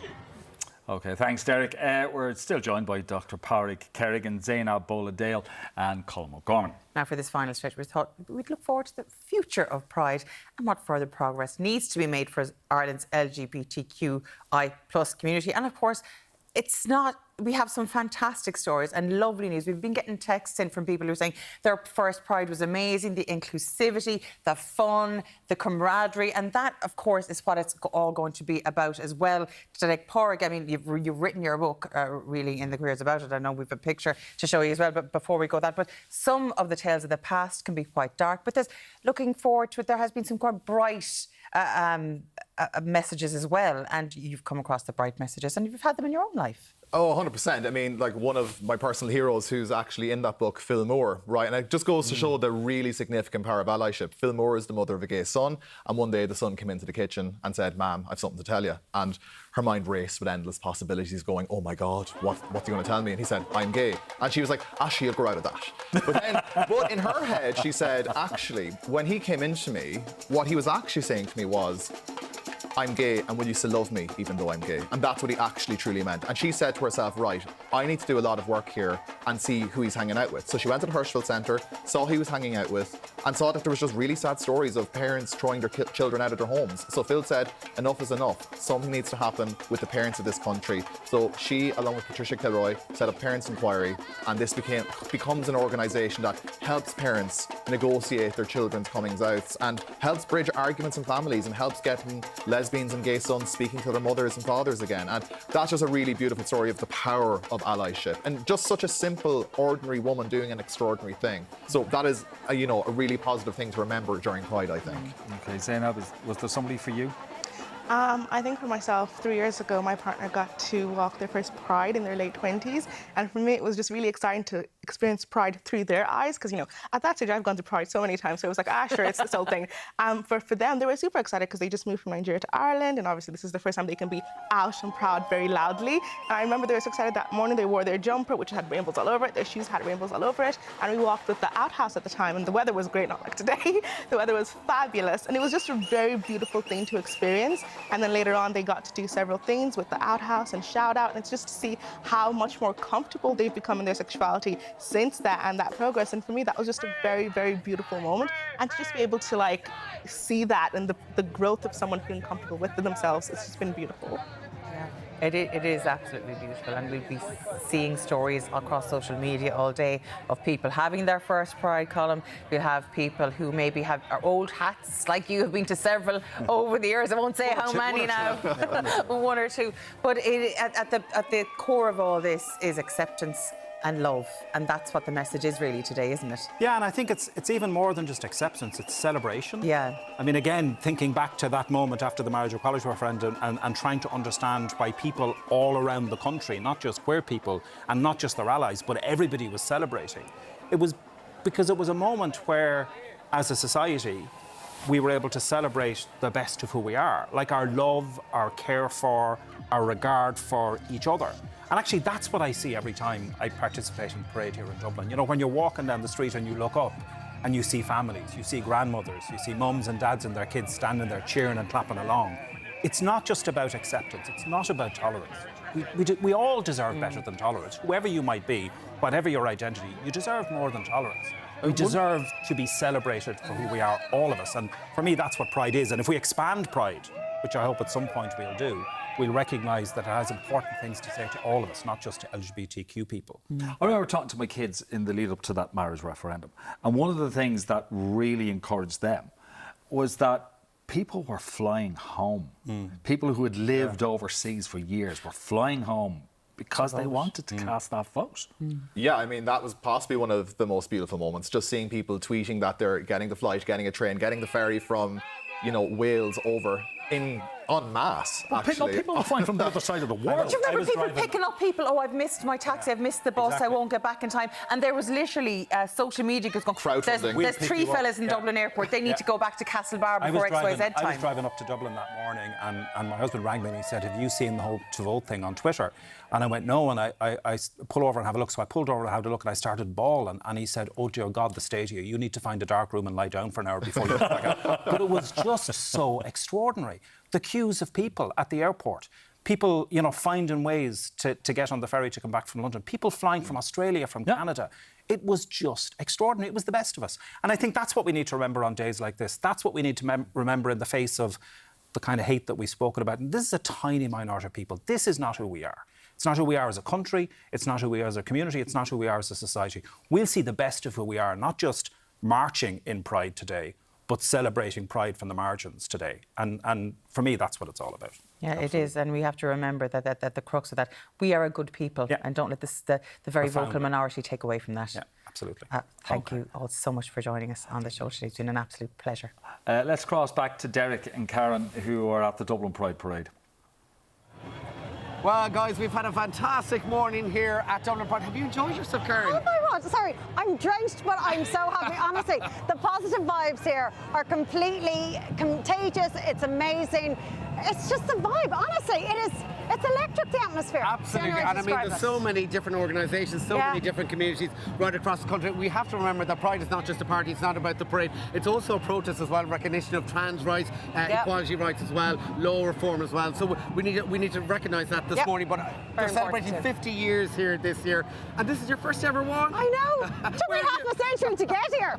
It won't be my last. Honestly, it's been absolutely brilliant. Okay, well, we've had a great morning. We hope you at home have enjoyed the show as well, our Pride special. But for me and Karen and everyone here in Dublin City Centre, happy Pride! Happy Pride! Oh, the crack they're going to have in They time for the really rest have, of the day. despite the conditions and the elements, they have risen above it all. Oh, they're And celebrating in style. And just a reminder, by the way, that Patrick's book, once again, Reeling in the Queers, Tales of Ireland's LGBTQ Past, is available in all good bookshops now. Okay, it's in the bad ones as well. And the bad ones, of course. In the bad ones too. What are you doing today? How are you celebrating? So if she doesn't get flooded out of it, Davina and Victoria's show, Vicar Street at 6 p.m. Katie Price. So looking very forward to that. All right, what about you, Zainab? I'm going to a Pride barbecue later today. Hopefully the weather gets better. Barbecue? A barbecue. I know. I'm making a couple of cocktails. I love making cocktails, so I'll be taking some of the tips from earlier and making cocktails myself. Yeah, that's me. I can recommend the rainbow one. Really like that one. Let's stir it first. Yeah, stir it first. Yeah. See, you were watching Colm. I like your style. And what about you, Colm? I'm from here. I'll head straight into town to catch up with my husband and a bunch of friends. We're gonna meet up for a post parade party and get very together. sedate, of course. Oh, absolutely. Yeah. Yeah, Have your be cup very of tea and calm. your knitting. As Be all is very appropriate for my aged self. I'm so jealous. Thank you all so much for coming in to talk to us today and for celebrating with us today. Oh, it's been... And do you know what? If you're in and around town, if you're around Dublin today, we can see the pictures there, the parade. I mean, it's going on. Every colour and creed is there. People are having so Garda much fun. banner out as well. And the rain hasn't stopped anyone from having the crack. Okay. Absolutely brilliant. All right. Coming up tomorrow, she's the queen of summer bangers, chart-topping singer Soleil will be here. With Foster Awareness Month coming to a close, we'll be discussing the ongoing need for foster carers in the country. And if you're planning on interrailing this summer, we've all the advice you need. All that plus race day styles of the Cash Oak will be easing your Pride and Taylor Swift hangovers from around 9 tomorrow morning. Yes, we will. It'll be fabulous. See you then.